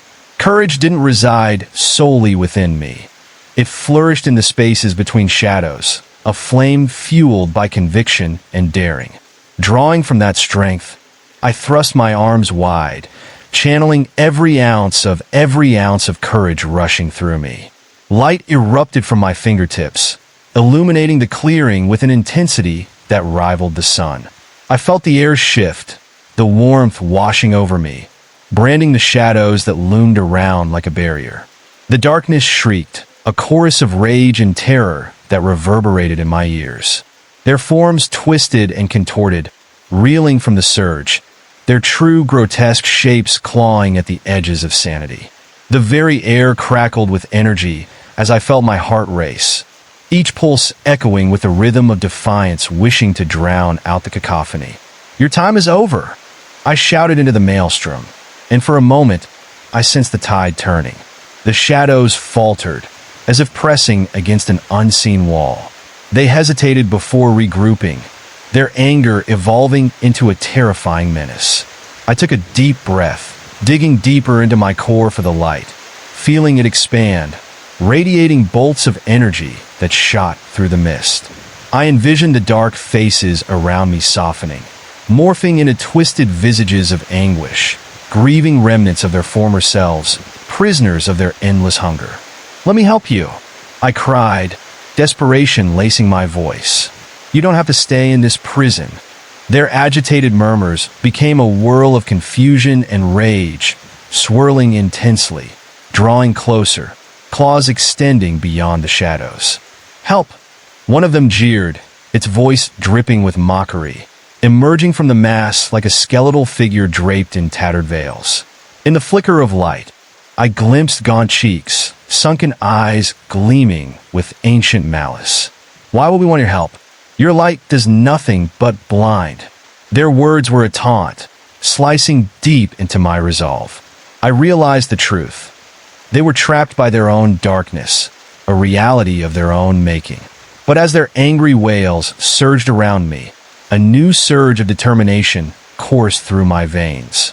I will not let you consume me, I declared, and with that, I focused my light into a dense beam, directing it straight toward the mass of shadows. The brightness surged forth like a spear, cutting through the darkness like a knife through flesh, splintering their chaotic forms into shimmering fragments. Screams erupted, echoing through the night, a haunting blend of rage and despair. The shadows twisted violently, recoiling as their thin barriers snapped, their power thinning beneath my onslaught. I could see it, an opening emerging in their defenses. They began to surge forward again, desperation clawing at their movements, a frenzy to reclaim their hold. I surged my energy higher, my determination manifesting in a blinding flash that pushed against them like an avalanche. The clearing erupted in brightness, and I felt the tendrils of darkness recoil, reeling in panic. "Stay back!" I shouted, thrusting my hands forward, but as I realized I couldn't keep this up forever, a chilling thought crossed my mind. What happens when the light fades? Suddenly, the ground beneath me cracked, fissures opening up like maw, dark forms slipping through into the ethereal depths. The shadows hissed, their faces twisting in anguish as they drew closer to their sanctuary, shadows reaching out for me, trying to pull me down with them. I stumbled, the soil beneath my feet shifting, wishing to swallow me whole. "No!" I screamed, feeling the chill of dread tighten its grip around my heart. I dug my heels in, trying to hold my ground, forcing against the pull, but I felt the shadow's index on my resolve, tugging at my essence. Their whispers turned soothing. "Embrace us, child. Let go of your futile light." That voice was disarming, sweet to the ears, beckoning with a promise of surrender. I shook my head, pushing back through the disorienting panic. My heart raced, and I focused on the glimmer of hope flickering within me. "You're lying," I shouted, feeling the intensity of the light surrounding me grow stronger, reaching beyond the confines of my soul. In an instant, the ground split wider, a windy howl emanating from the opening. A deep, resounding laughter rang from within, promising darkness to those who succumbed to fear. "Join us," they echoed, sounds swirling together, a dark song tempting with seductive promises of eternal freedom. Freedom from fear, from pain, a false sense of liberation. "You'll feel no more anguish when you're one with the shadows." I was aware of my breath quickening, heart pounding deafeningly in my ears, each pulse a reminder of my humanity. "No," I thought fiercely, "I am not one of you." I fought against their tug, pushing all the light I could muster into the opening that threatened to steal my essence. The shadows shrieked, a cacophony of fury, the monster writhing within the chasm, threatening to erupt like a cursed volcano. I could feel their anger intensifying, a roaring storm brewing as my light pressed further, contorting their twisted forms. They knew they were losing their grip, but they weren't ready to relinquish their hold just yet. I locked my gaze down the ominous void, swallowing hard as the realization dawned on me. A weakness surged deep within that beckoned me, luring me into its depths. The edges of the abyss flickered, swirls of dark smoke twisting up, grasping at my legs like icy fingers, longing to pull me into the unfamiliar world where light faded into eternal night. A sudden burst of clarity hit me. "No more," I announced, my voice firm, trembling against the intense chorus of despair. I felt the defiance grow, a seed of power blooming within, dispelling the chill that tried to encroach upon my being. Gathering all my strength, I thrust my arms forward once again, unleashing another wave of blinding light, pouring every emotion into it. Hope, rage, sorrow, a cacophony of my fighting spirit brightening the air around. The shadows shrieked in terror, their forms dissipating momentarily, creating a brief halo of space where the light shone brightest. I took the opportunity, bolting forward, determined to crush the last remnants of their hold over me. I barreled toward the chasm, where the opposing darkness trembled before me, reaching its brimming edge. With every ounce of energy, I knew failure was not an option. I had to end this, had to cut the ties binding them to this world. Just as I reached the edge, I felt their collective might surge behind me, pooling together with a crushing force. They poured into my mind, memories weaving through my thoughts, reminding me of fears long buried, churning together in a mixture of confusion and dread, painting my past in shades of terror. "Do you remember?" They taunted, voices merging into a sinister harmony. I could see flashes of my darkest moments, the helplessness and sorrow that had shaped me. "We are you. You cannot escape us." But within that moment of despair, I also felt the light, my light, pulsing in rhythm with my heartbeat, fueling me. It grew stronger, melding with my resolve as I reflected on the moments of triumph and bravery that had defined my journey. No, I gasped, realizing the truth. The longer I hesitated, the more control I granted them. I wouldn't let them rewrite my story. With fierce determination, I took a step back and lunged forward, my arms sweeping wide as I unleashed my light into the abyss, pouring every ounce of love and resilience into the swirling darkness. "You are not my truth," I bellowed, the intensity of my voice ringing out across the forest, challenging every specter that had ever haunted me.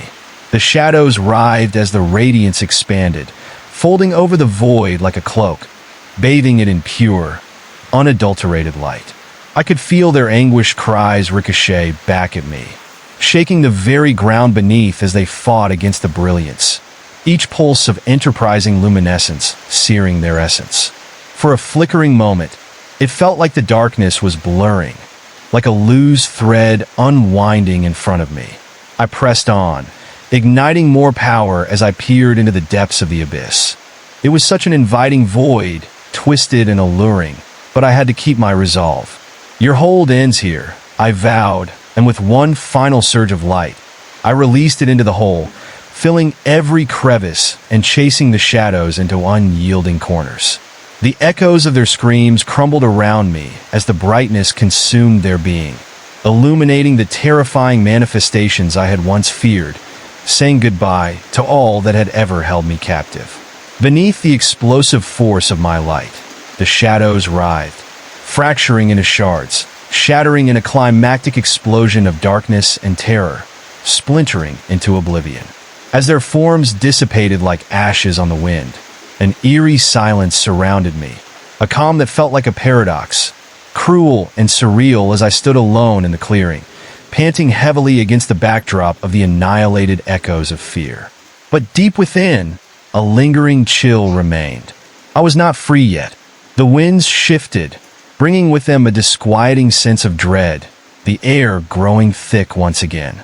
The tremors of uncertainty whispered every conceivable fear, curling around my neck like a noose. I could feel it, a shapeless form lurking just beyond the trees, watching, waiting, hungry for my weakness. "No!" I screamed into the engulfing silence, small and desperate, but a haunting laughter erupted in response, cold and reverberating through my bones. Shadows began to shape again, creeping back into existence, forming a figure against the horizon. It emerged slowly, a silhouette cloaked in dark mist. Eyes glowed faintly within the depths, piercing through the remaining light, reflecting an ancient hunger that sent chills coursing through my very being. Each step it took resonated with darkness, a reminder of all I had just fought to escape. "Told you, child," it whispered, the voice sweet yet laced with malice, a long-lost companion. "You can never escape the shadows. You belong to us." My breath caught in my throat, fear clawing at me as I staggered back, feeling the warmth I had fought for slip away. "No, I won't," I protested weakly, but the creature laughed again, a sound echoing from realms beyond, and I felt myself being drawn toward it again, a moth to flame. I stumbled backwards, desperately trying to pull my light back, trying to hold on to that flicker within me. "Get away from me!" I shouted, but the shadows thickened around the figure, coiling protectively, laughing as their tendrils began to wind around my legs. "Why resist what you truly are?" It beckoned, each word dripping with honeyed poison. "You're one of us, after all. Accept it." My heart raced as chilling memories surged. Every doubt, every fear I had spent years battling sprang back to life, pouring through my thoughts like a flood. They overwhelmed and tangled with my light, seeking to drown it. Relentless, taunting, suffocating. I felt myself slipping. Was I really strong enough to keep fighting? Despair crept in, gnawing away at my resolve, the laughter around me becoming a thick fog, suffocating and sweet. "Give in," they whispered seductively, pulling at the corners of my mind. But then, Peeling through the fog, I saw it. That faint flicker in the distance. An echo of my inner brightness. A reminder that I had faced the darkness before and emerged victorious. I grasped it fiercely, pulling it toward the forefront of my mind, igniting every ounce of strength I had left. "No!" I screamed as light burst forth, pushing against the tightening grip of the shadows. I could feel that heat surging through my veins, fueling my every word, filling the clearing with a dazzling brightness. "I choose my own path," the creature screeched, flinging its shadowed arms up as the brilliance wrapped around it, revealing the twisted reality beneath, the broken essence that it tried to hide. But now I could see it clearly, the pain, the anguish, the longing to escape their own torment. With every bolt of light, I pushed back, wrapping around their forms until I heard their furious cries pivot to agonizing wails. "Leave this place," I shouted, knowing the chains binding them to this realm were forged from their own fear, their own choices. And I wasn't about to let them take me down with them. The light surged like a tidal wave, engulfing the creature until the darkness began to crack and peel like paint under heat. I could see it writhing, the eyes frantically searching for escape, but there was nowhere left to run. The shadows disintegrated at its touch, while I sensed their essence being pulled deeper into the history of the forest like a black hole consuming all it once was.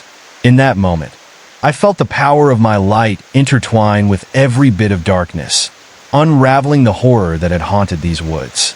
The laughter and screams mingled into a haunting symphony, echoing all around, drowning out the whispered temptations and filling through the air with a chilling clarity. Each wail crescendoed, rippling through the forest, pulling at the roots of trees, the wind howling in companionship to the desperate cries. Darkness began to dissolve, yet it didn't vanish completely. Patches of shadow lingered, pooling at the edges of the clearing like spilled ink, threatening to rise again. I held my breath, the air thick with uncertainty as the shadows writhed at my feet, as if still waiting for a moment of weakness, a crack in my resolve to slip back into their grasp. "Why won't you submit?" The ceaseless whispers swirled around me, their voices echoing with a savage hunger. A disembodied form began to take shape, its features obscured by layers of darkness, an amalgamation of all my fears. "Look at you, alone. You fight it, yet you feel it too." I shook my head, retreating a few steps, but standing firm.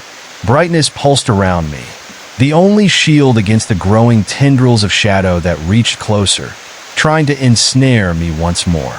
Each step I took felt like a boundary being tested, as though they were waiting for the moment I would falter, ready to drag me back down into the abyss where they thrived.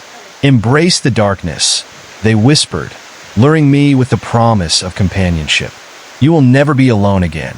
Surrender to what you really are."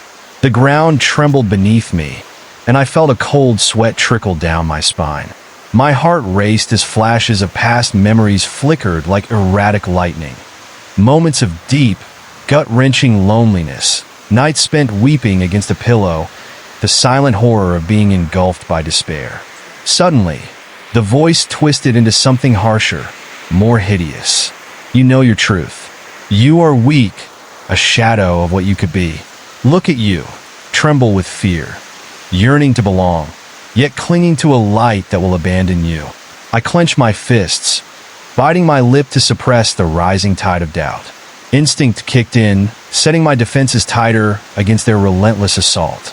I turned, racing toward the edge of the clearing, desperate to find a way out. But as I reached the fringes of the light, the shadows surged forward, filling the space behind me, constricting like a serpent ready to strike. The ground beneath me shifted once more, the soil heaving as if trying to breathe. And in that moment, I understood they were feeding off my fear, gaining strength with each tremor of uncertainty. I had to stay firm, to somehow reclaim my mind and soul from the clutches of their darkness. Suddenly, the trees around me creaked, bending and curving under unseen pressure. Their skeletal branches twisted into claw-like appendages, reaching out for me as though the forest itself had become a malevolent force, complicit in my struggle. Join us, the haunting chorus called again. Our home awaits you in the shadows. I stumbled back, a cold chill wrapping around my heart like a vine. No! I screamed, the sound echoing back at me against the twisted trunks. I won't give in. But as I shouted, a gust of wind whipped through the clearing, and from the trees, dark figures surged forward, morphing into beings resembling lost souls, faces twisted in a mix of agony and glee. Their hollow eyes pierced into me, and I felt the sharp bite of despair clawing at my mind. You belong with us, they snarled, extending hands that seemed to grasp for my very will. Embrace the darkness within, and we can be together forever. Their voices blended into a discordant symphony, each note digging deep, echoing the rejection I had felt, the invasive thoughts that whispered doubt. I couldn't let them win. I couldn't drown in the misery they offered. Summoning every ounce of courage, I reached inside, grasping straws of hope and light that flickered beneath the surface. Enough! I shouted, feeling my body vibrate with power coursing through me. I am not weak. I choose my own path. And as I proclaimed it, warmth enveloped me once more, bright and piercing like a beacon cutting through the darkest storm. The shadows wailed, recoiling as my light surged, forcing my radiant presence outward. You cannot have me, I declared, surrounding the figures with a brilliance packed with determination. I focused, concentrating on every memory of joy, every moment of victory that had shaped me. Feel the truth, I cried, the energy building around me like a tidal wave, reverberating against the shadows that reached desperately forward, their forms distorting, flickering violently. But just then, the lead figure stepped forward, grinning with a twisted glee. You think this light can save you? It hissed, ominous and chilling. You cannot escape what you are. We are a part of you. And then, the shadows swooped in, cloaking the clearing in thick blackness, blocking out the light I had fought for with an almost tangible force. I gasped as the familiar pull of despair wrapped around me once more, longing to drag me into the depths that beckoned like a gaping maw. Their laughter echoed, both soothing and sinister, slithering beneath my skin. There was a darkness here, a chilling embrace I recognized all too well, shadows swirling around me, taunting, beckoning to surrender. The ground shook violently, and the forest seemed to groan under the weight of ancient curses. I stumbled, struggling to maintain balance, feeling as if the very earth wanted to crack beneath my feet, folding into the hungry abyss. Why fight it? The leading figure cooed, stepping closer, its features sharpening in the dim light, revealing a visage of long-dead anguish. You cannot escape your essence, your fate. Just give in. You're tired. I tightened my grip on the light within, and as I pushed my power out once more, swirling tendrils of brilliance lashed out against the darkness encroaching upon me. Each pulse reached out, illuminating the hideous faces that surrounded, revealing the grotesque nature of the shadows, each one a fragment of tormented souls. No! I cried, feeling the surge of memories flood back. Visions of laughter and sunlit days pierced through the fog of despair. I would not let them in again. I would not be swallowed whole. The shadows shrieked as the blinding light wrapped around them, nearly suffocating under the brightness that threatened to eradicate the darkness entirely. You don't belong here, I bellowed, my voice echoing through the fray. Be gone! The energy crackled in the air, a fierce storm of brightness swirling as I shot beams of pure light into their midst. The shadows howled in outrage, faces writhing in agony as they began to disintegrate, pulled into fragments under the scorching brightness. But then there was a sudden shift, a cloud passing over the moon, darkening the sky above. The lead figure stepped forward, a menacing grin plastered across its face. Instead of the fear I expected, tranquility enveloped me, as if a calming balm washed over the chaos festering within my gut. Every light has its shadow, it whispered, a lullaby turned sinister. You cannot fight forever. Each word slashed across my resolve, seeping into the cracks of my spirit, promising a false sense of safety. And from deep within, a cold whisper beckoned, tempting me to close my eyes and let go. Just give up. Let us in. Together, we can make something beautiful. My head spun, caught between the warmth of my light and the chill of despair creeping ever closer. I took a step back, fear tightening in my chest as the shadows laughed, a chilling sound that resonated like broken glass cutting through the night. In the distance, the forest began to shift. Trees twisted and bent, leaning toward me as if drawn by a force beyond my understanding. Falling leaves drifted like specters, swirling in the air, dancing to the haunting rhythm of the shadows. Wisps of fog curled at my ankles, cold and insidious, surrounding me like a deceptive embrace, narrowing my path. My stomach churned with every breath, dread pooling within, and as I turned to run, a massive branch snapped from above, barely missing me, crashing to the ground a heartbeat later. "What have you done?" the voice whispered, curling into my thoughts, wrapping around my mind like a noose. "You will bring doom to them all." Desperate, I spurred myself into motion, darting to the edge of the light, seeking any cleft in the darkness to slip through, any escape that remained. But the shadows reached for me with a ferocity, wrapping around my legs with icy fingers that pulled me backward. The laughter answered my panic, contemptuous and alive, echoing off the trees like a ritual mockery. Despair is our nature. I felt the pull manifesting once more, the darkness striving to drag me down. "Help!" I cried out, but the words fell flat into the abyss, swallowed by the silence that smothered me. With every ounce of energy, I fought the encroaching horror, pushing back the shadows, illuminating the darkness that sought to envelop my soul. "You won't take me," but their laughter only grew louder, resonating through the very air I breathed, and I could feel my strength waning, the seams of light flickering under their relentless assault. Just when I thought all would be lost, something tugged deep within, a whisper of strength built from countless echoes of my existence. It rose to the surface, igniting every fiber of my being, and in that moment, clarity pierced through the veil of darkness. This was not just a battle against them, but a revelation of self. I didn't have to fear the shadows. I could embrace them as a part of my own story, a necessary balance. In that realization, the light poured forth, radiating from within, casting everything into brilliant relief. "Together, we will find a way," I bellowed, projecting my voice through the threatening chaos. And just like that, I felt a shift within the darkness. The shadows paused, as if contemplating my declaration, and I saw an opportunity, a chance to weave the light and dark together, a path between what was and what could be. I wouldn't let myself be divided any longer.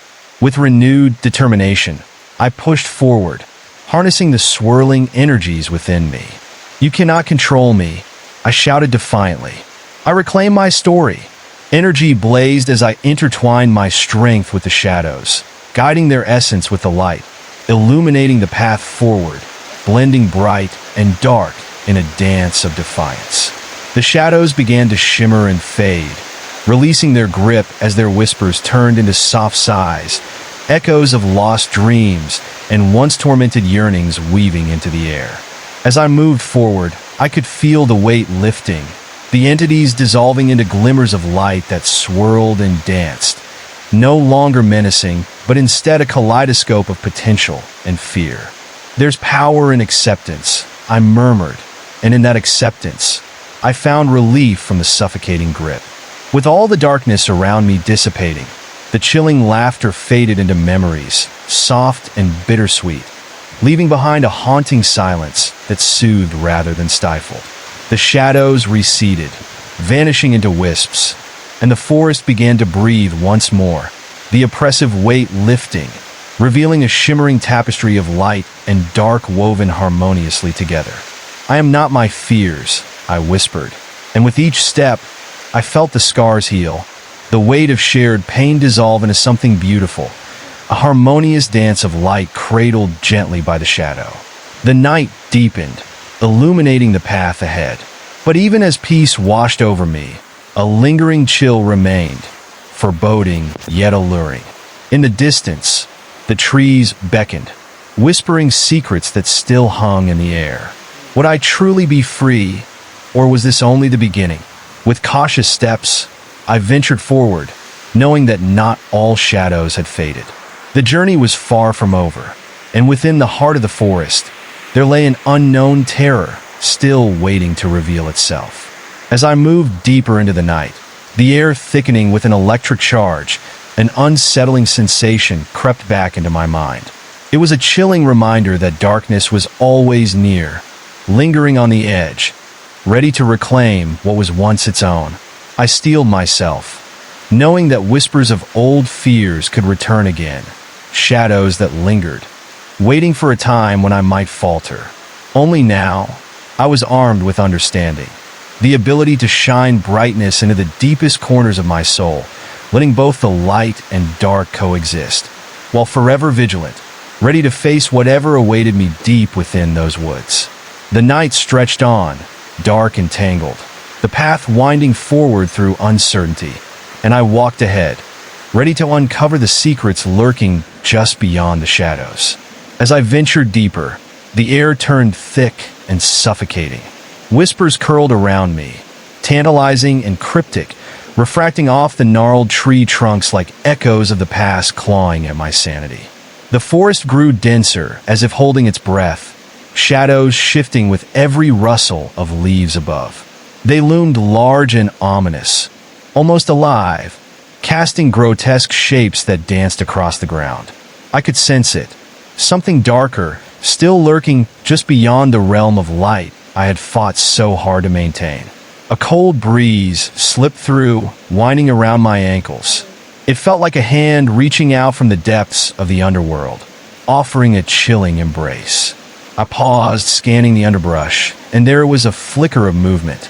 A raven flitted from a nearby branch, cawing harshly as it settled on a twisted tree, eyes gleaming like polished obsidian. Watch closely, it cawed, the voice eerily human beneath the cawing. They are hungry. I shivered, instinctively taking a step back. My heart raced. Those words held a weight that resonated deep within. I gazed ahead, searching for any signs of life among the tangled shadows. But I was greeted with an empty silence that pressed against my ears like a heavy fog, thick with unseen eyes. Moving forward cautiously, I noticed the ground beneath was slick with something dark and viscous, pooling like ink under the light of the moon. I hesitated, recalling the warnings buried in the whispers. The forest was alive, and not just in its trees and wildlife. It pulsed with an ancient energy, something sinister lurking just beyond my vision. I took a deep breath, drawing strength from the light inside me. But even then, doubt gnawed at my resolve, whispering that it might not be enough against the malevolence which seeped from the soil, clinging to my skin like a ghostly shroud. The trees seemed to lean closer, their branches twisting above in agony, and I felt a creeping sensation trickle down my spine like icy fingers. Out of the corner of my eye, I glimpsed shadows darting between the trees, fleeting forms slipping through the dark. Stay focused, I reminded myself, pressing forward. Yet anxiety twisted in my gut like a vice, relentless and gnawing. Then, without warning, a chilling howl erupted from the depths of the woods, a sound that reverberated through the stillness, setting my teeth on edge. It felt primal, full of rage and sorrow, a call that rose from the very veins of the forest, resonating like a death knell. My pulse quickened. I blinked hard, realizing that I had strayed too far. The path I walked was narrowing into a tight corridor flanked by towering trees. Suddenly, branches snapped around me, ripping through the air with a violence that stole my breath. I spun on my heel, and there, just beyond the shadows, stood a figure cloaked in darkness, its features indistinct, merely a silhouette that seemed stitched from the night itself. "Trespasser," it hissed, the voice a whisper that echoed through my mind, echoing with 1,000 different tones, layered and twisted like a macabre chorus. Fear coursed through me. "I don't mean any harm," I stammered, words tumbling out in a rush. "I just need to pass." The figure took a step closer, and the air turned electric. I felt the very essence of my light tingle, a warning shot that something terrible was about to happen. The shadows quaked around it, swirling like smoke as the entity loomed closer, its presence suffocating. "Many have come before you," it breathed, weaving its way through the dim illumination. "All have failed." I felt my heart thrum like a war drum, primal instincts firing as I steadied myself against the encroaching darkness. "I'm not like them," I shouted, my voice cutting through the stillness, but doubt trickled in like poison. What if this was merely another game, another illusion designed to ensnare me? The figure raised an arm, and tendrils of dark mist shot out, snaking toward me with a speed that felt surreal, gliding like predatory animals. I managed to sidestep, barely avoiding their grasp, and instinctively summoned more light, trying to push the shadows away. They recoiled but twisted back, thrumming with an insatiable hunger, as if drawn by my flickering power. "That light can't keep you safe," the figure taunted, voice laced with a dark amusement. "The forest knows your fear, and it hungers." Just then, the ground trembled again, and from beneath, skeletal roots arose, writhing upwards like serpents to ensnare me. Panic surged through my veins as I lunged to the side, dodging their grasping fingers. They snapped at my heels, their integrity a promise of what lay beneath, an insatiable void waiting to consume me whole. "You won't escape," the figure crooned, its voice jarring my focus. "You can't outrun what you fear inside you." Suddenly, memories flooded my mind, a cacophony of faces and emotions. Those I had lost, moments of desperation and anguish carved deep into my soul. I fell to my knees, overwhelmed, the weight of darkness crashing around me like the tide. But in that moment of despair, a spark ignited from deep within, rising to the surface, a potent surge of resolve that coated my heart in a warm glow. "You're wrong," I shouted into the darkness, pushing the fear aside. "I faced my demons and survived." The words echoed against the trees, resonating louder than the whispers around me. A sharp chill sliced through the air as the shadows writhed and hissed, sensing the shift in my energy. I could feel the balance within me, a fragile connection between light and dark beginning to solidify. In an instant, I rose, grounding myself in the clarity of purpose. "You will not take me," I bellowed, thrusting my hands forward, channeling every ounce of strength into a brilliant beam of light that sliced through the veil of darkness. The shadows hissed and shrieked, unraveling under the intensity, losing their shape as they corroded in the brightness. A deafening roar echoed in response, splintering the air with pure fury, as if the very forest itself protested against the loss of its darkness. But my focus didn't waver. I pushed forward, wielding my light as a weapon against the engulfing fear, the malevolent energy rushing around me like a living thing, thrumming and alive. "Leave this place," I shouted, feeling the pulse of power surge through my veins, a cascade of light illuminating the clearing. The figure twisted, its form barely remaining stable, seeming to flicker like a dying flame caught in wind. And then the trees shuddered.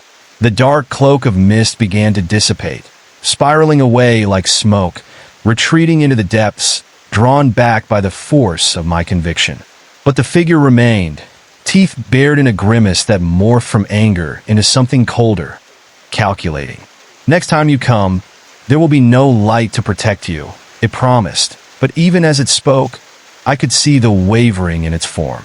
With a final thrust of my will, I spun, targeting the shadows pooling behind me, casting light into every corner until they shrieked, disintegrating into wisps.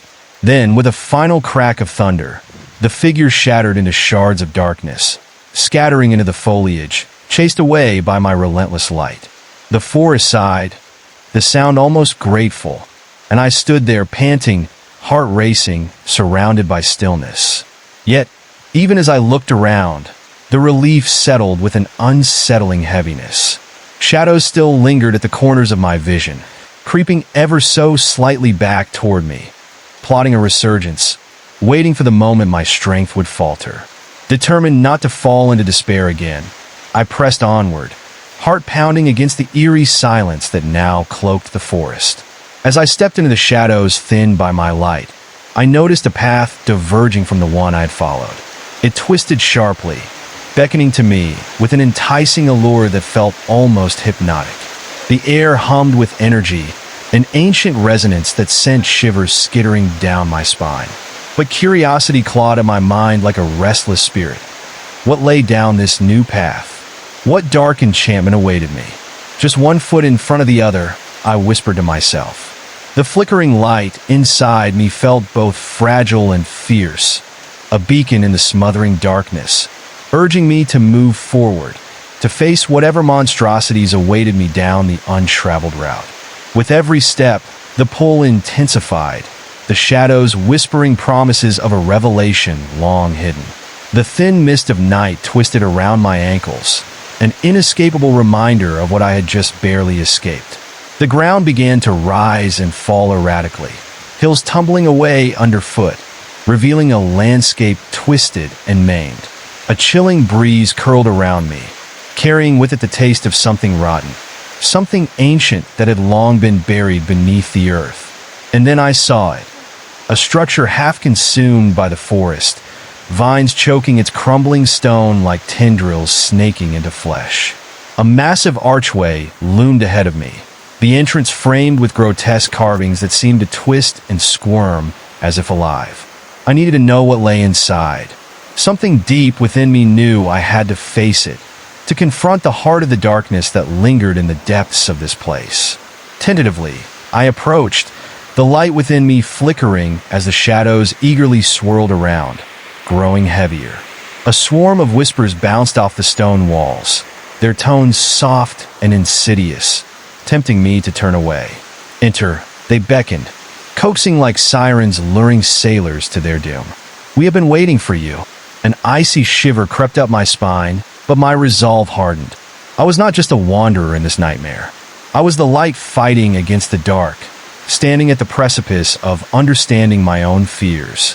With a deep breath, I stepped through the archway, plunging into a dimly lit chamber where shadows twisted into lurid shapes against the damp walls.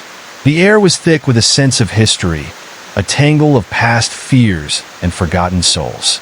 Before me stretched a vast hall, its ceiling lost to darkness, and in the center stood a pedestal draped in layers of tattered cloth. The shadows coiled around it, writhing and pulsing, like a beast waiting to spring.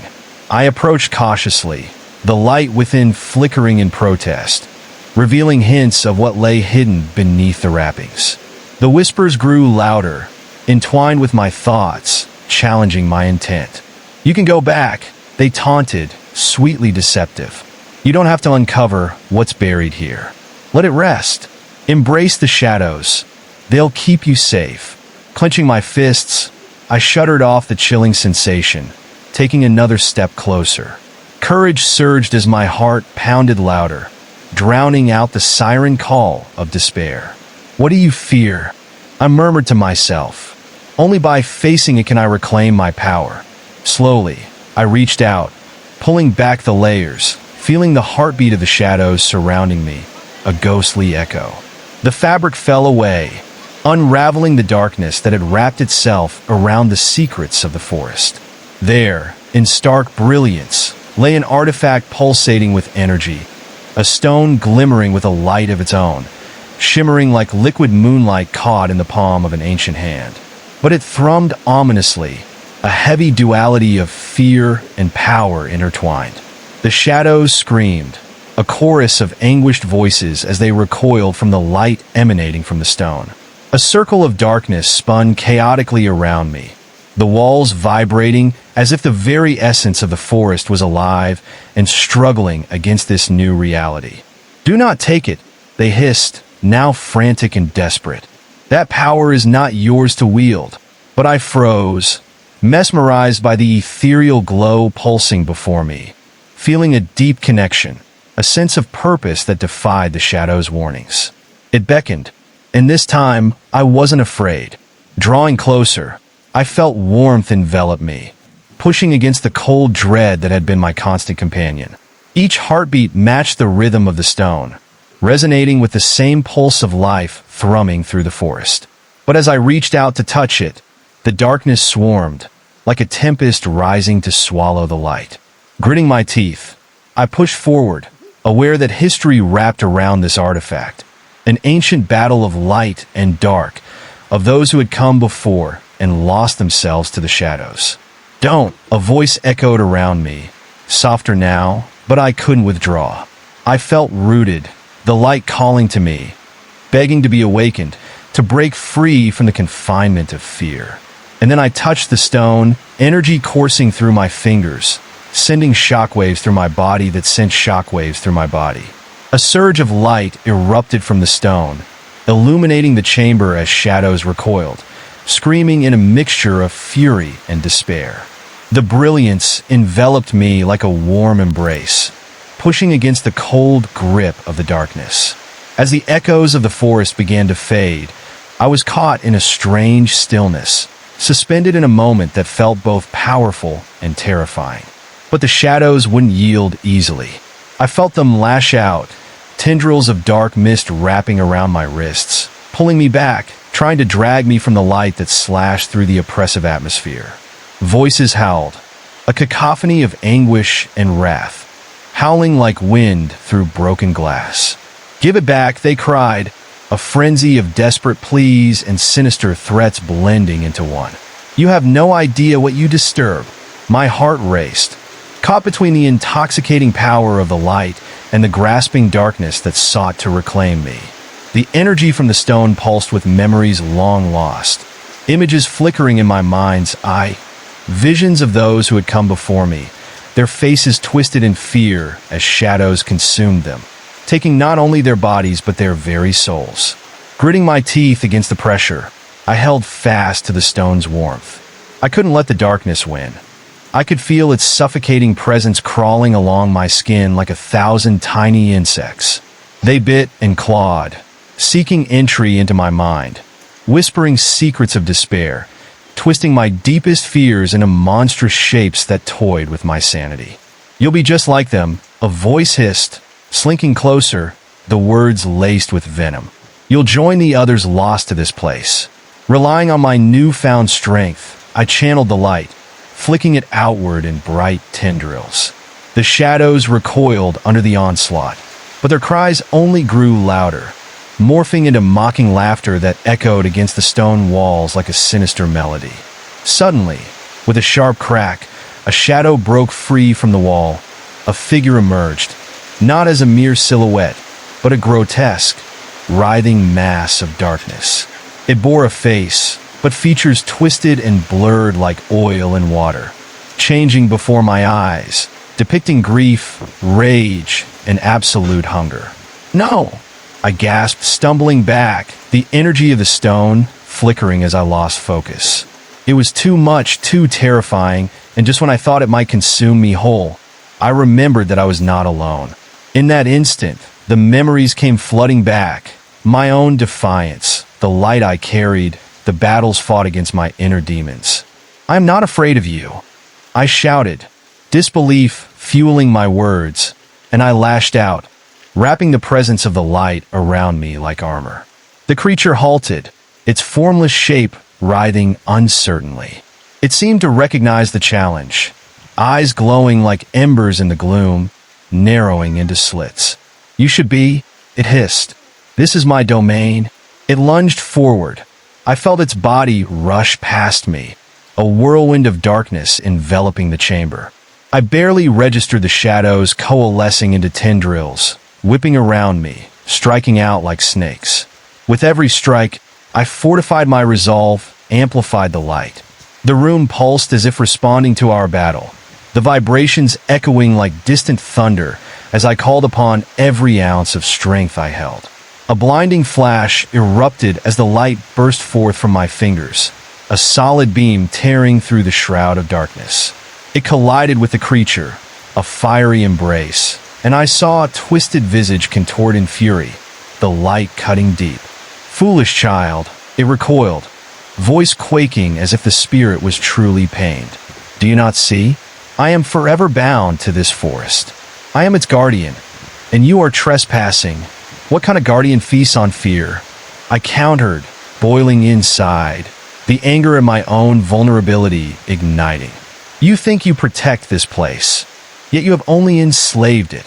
Rage sparked in its glowing eyes, a flash of real emotion that surged through our battleground. "You know nothing. You can't comprehend the weight of this darkness. You were never meant to break the cycle." The shadows began to swirl, coiling tighter, a storm of malevolent energy that sought to grip me again, holding me back from the light. The remnants of the outcry swelled, echoing loudly. Yet something inside me shifted, a flicker of resolve that ignited the cold chill of dread in my chest, stoking the flame of defiance. "Then let it change. Let the cycle end," I screamed, thrusting my hands forward, white-hot light radiating from the stone like a beacon. The energy crackled, tearing through the chamber, shimmering with pure brilliance, tearing at the fabric of the darkness crowding around me. Each word resonated with truth, shaking the cavern walls as I spoke. "Darkness does not control me," I cried, my voice rising above the chaos surrounding us. "I am here to end your reign and set the forest free." The light exploded in an all-encompassing wave, pushing back the shadows, illuminating ancient carvings that adorned the walls, depictions of battles long past. I witnessed the true guardian of the forest robed in light, fighting alongside those who had once wielded such power. The creature shrieked, trapped in the radiance that burned away the night, writhed in a dance of despair. "No, you cannot," it wailed. Yet my strength surged, pushing ever deeper, growing with every pulse from the stone, and I could feel the bond between light and darkness begin to unravel. The walls shook, dust and detritus cascading to the ground like the remnants of a shattered dream. The phantom of the forest pressed all around me, urging me forward. It was not meant to be this way. This battle was born of fear and pain, and through my defiance, it could change. "Let go!" I bellowed, swallowed by the radiant glow. "Feel the light. Be reborn." With a final breath, I unleashed the power within, feeling it explode into brilliant shards that scattered the darkness, claiming every shadow that had coiled its way into my mind. In that moment of blinding clarity, I saw it. The darkness bowing, flickering, searching for escape as it began to unravel.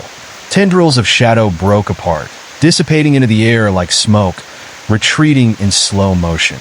The echoes muted as colors flooded back into the space around us, mingling with the light that coursed like a river through the cracks of darkness.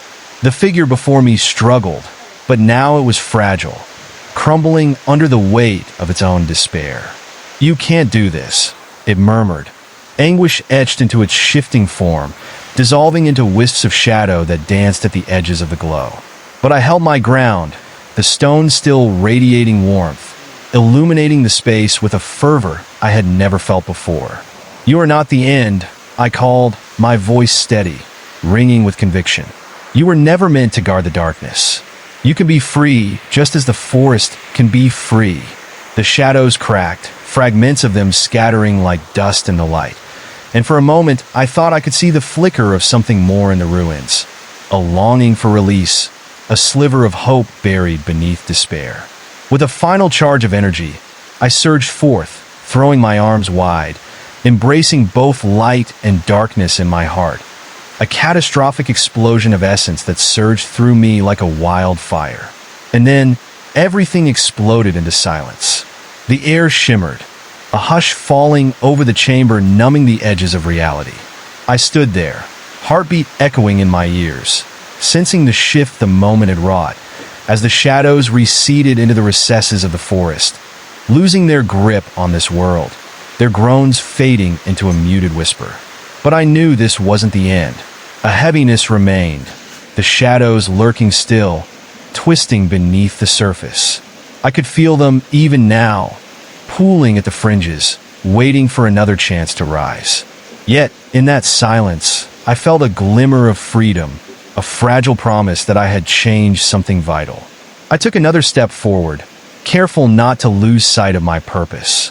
The path ahead remained shadowy, mysterious, but I carried light, a spark that would guide me through whatever lay ahead.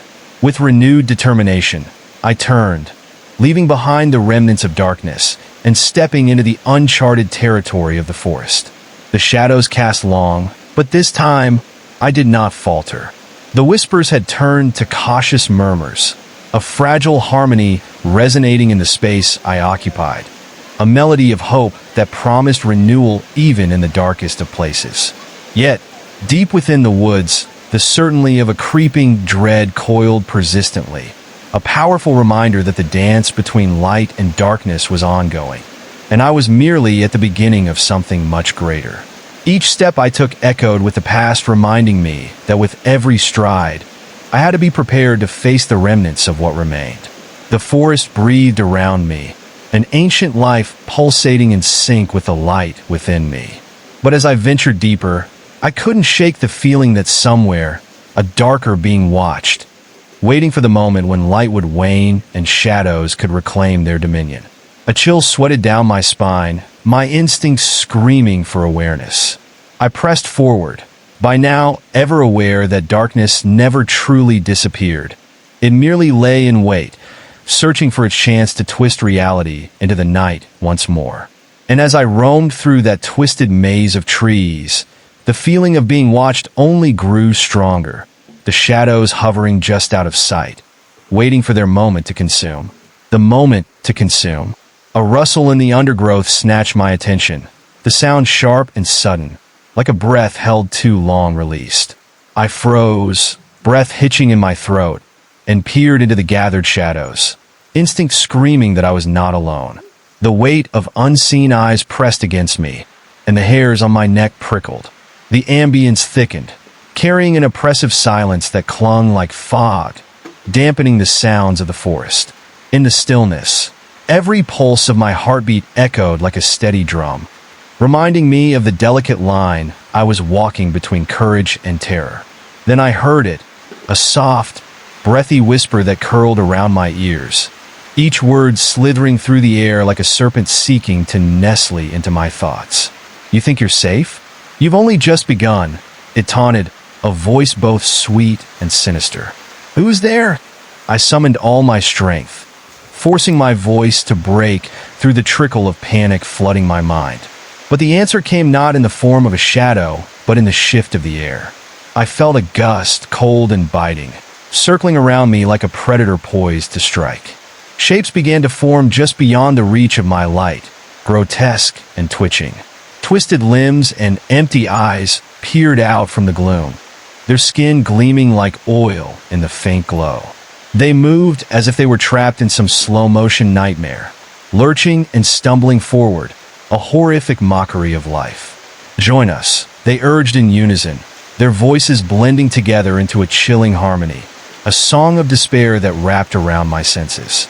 Each syllable dripped with a hunger, an insatiable need that clawed at the edges of my sanity. "No!" I yelled, the word tearing from my throat, and I fought the urge to step back. Despair twined around me, a visible haze that pressed against my chest, but I would not yield to it. I raised the stone, willing the light to expand, to envelop the creeping shadows and drive away the morbid figures. But as the light grew, so did the darkness, inching closer, unfurling like a living shroud. I felt the cold tendrils reaching for me, connection crumbling my resolve, whispering burdens of sorrow and regret, tempting me to surrender my fight. "What will you gain by resisting?" they hissed, slinking forward, eyes glinting with avarice. "You belong with us now." The forest seemed to echo their words, the trees leaning inward, their branches nodding like fingers reaching for my soul. Memories flashed through my mind, those I had lost, their faces contorted in pain and longing, begging for release. The shadows promised me peace, freedom from my burdens. All I had to do was give in. Desperation clawed at my heart, but a flicker of defiance ignited inside me. My breath hitched as I clenched the stone tighter, summoning every drop of light within. "You have no power over me," I roared, and the brightness blared forth, piercing the malicious darkness until it pierced through the gnarled forms, flashing like lightning through the storm. The creatures shrieked, agony reverberating through the trees, a sound so terrible it felt like it pulled at the very roots of the forest. They twisted, the darkness recoiling and fragmenting around me, but the pulsating forms kept closing in, undeterred, like a swarm of ravenous locusts determined to consume everything in their path. Suddenly, the figures began to dissolve, their forms breaking apart like ash in the wind, and for a moment, I felt hope rising. But that flicker faded as a low, rumbling growl emerged from the depths of the forest, shaking the ground beneath my feet. The whispers turned to frenzied howls, a cacophony of voices clamoring for retribution. "Foolish child," the voice boomed, deep and resonant, echoing all around me, drowning out my own fears. "You think you can defy us? You have merely stirred the anger of something far darker." I was paralyzed, terror washing over me in icy waves, paralyzing my limbs, freezing the beat of my heart. Suddenly, from between the trees, a massive, shadowy figure appeared, a hulking mass cloaked in darkness, its form shifting and writhing. It towered over me, looming and dreadful, with claws that dripped with malice and darkness that seeped into the very ground at my feet. "Your light will fade," it rumbled, a voice like the grinding of stone, and in that moment, my light flickered dangerously. In the face of this looming nightmare, I realized it was not merely the forest that was entwined in darkness, but something far older, a primal force beyond my understanding. My heart thundered as the ground trembled, the air charged with a sense of impending doom that choked the breath from my lungs. "No," I whispered, stepping back, but the ground crumbled beneath me. The darkness was claiming its territory, feeding on my fear like a feast, growing stronger with each quaking pulse in my veins. "Every time you step into this world, you summon me," the beast stated with a chilling calmness, its glowing eyes boring into my soul, reflecting all the nightmares I had ever run from. A price must be paid.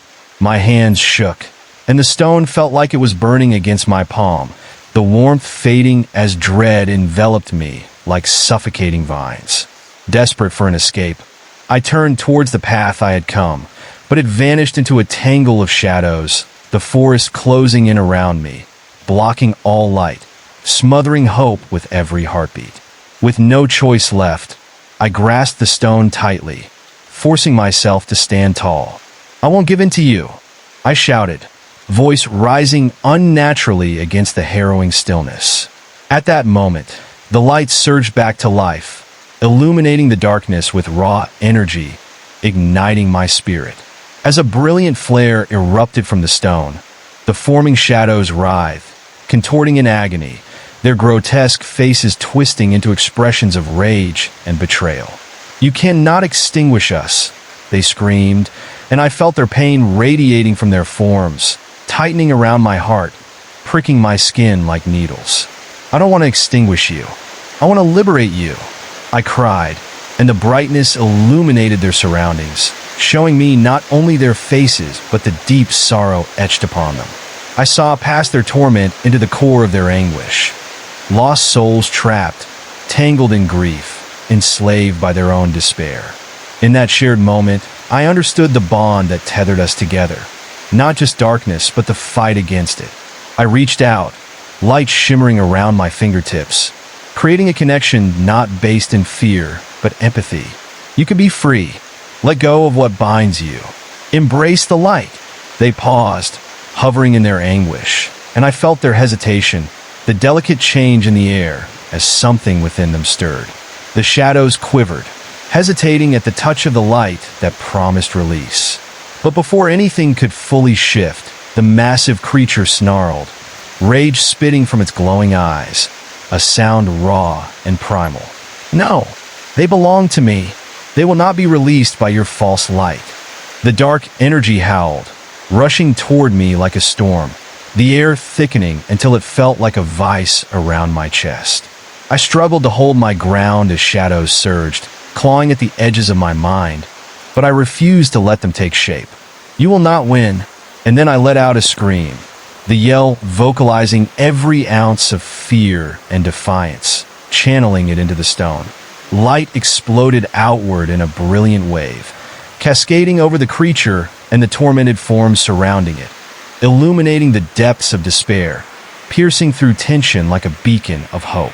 For the first moment of stillness, I saw clarity as the shadows dispersed, the elder creature twisting and contorting, fading into wisps of darkness that evaporated into the night. The echoes of anguish released, and the shimmering veil of light captivated the trapped spirits. The forest sighed, a soft rustle of leaves that felt oddly comforting, and I barely dared to breathe, waiting for the next onslaught.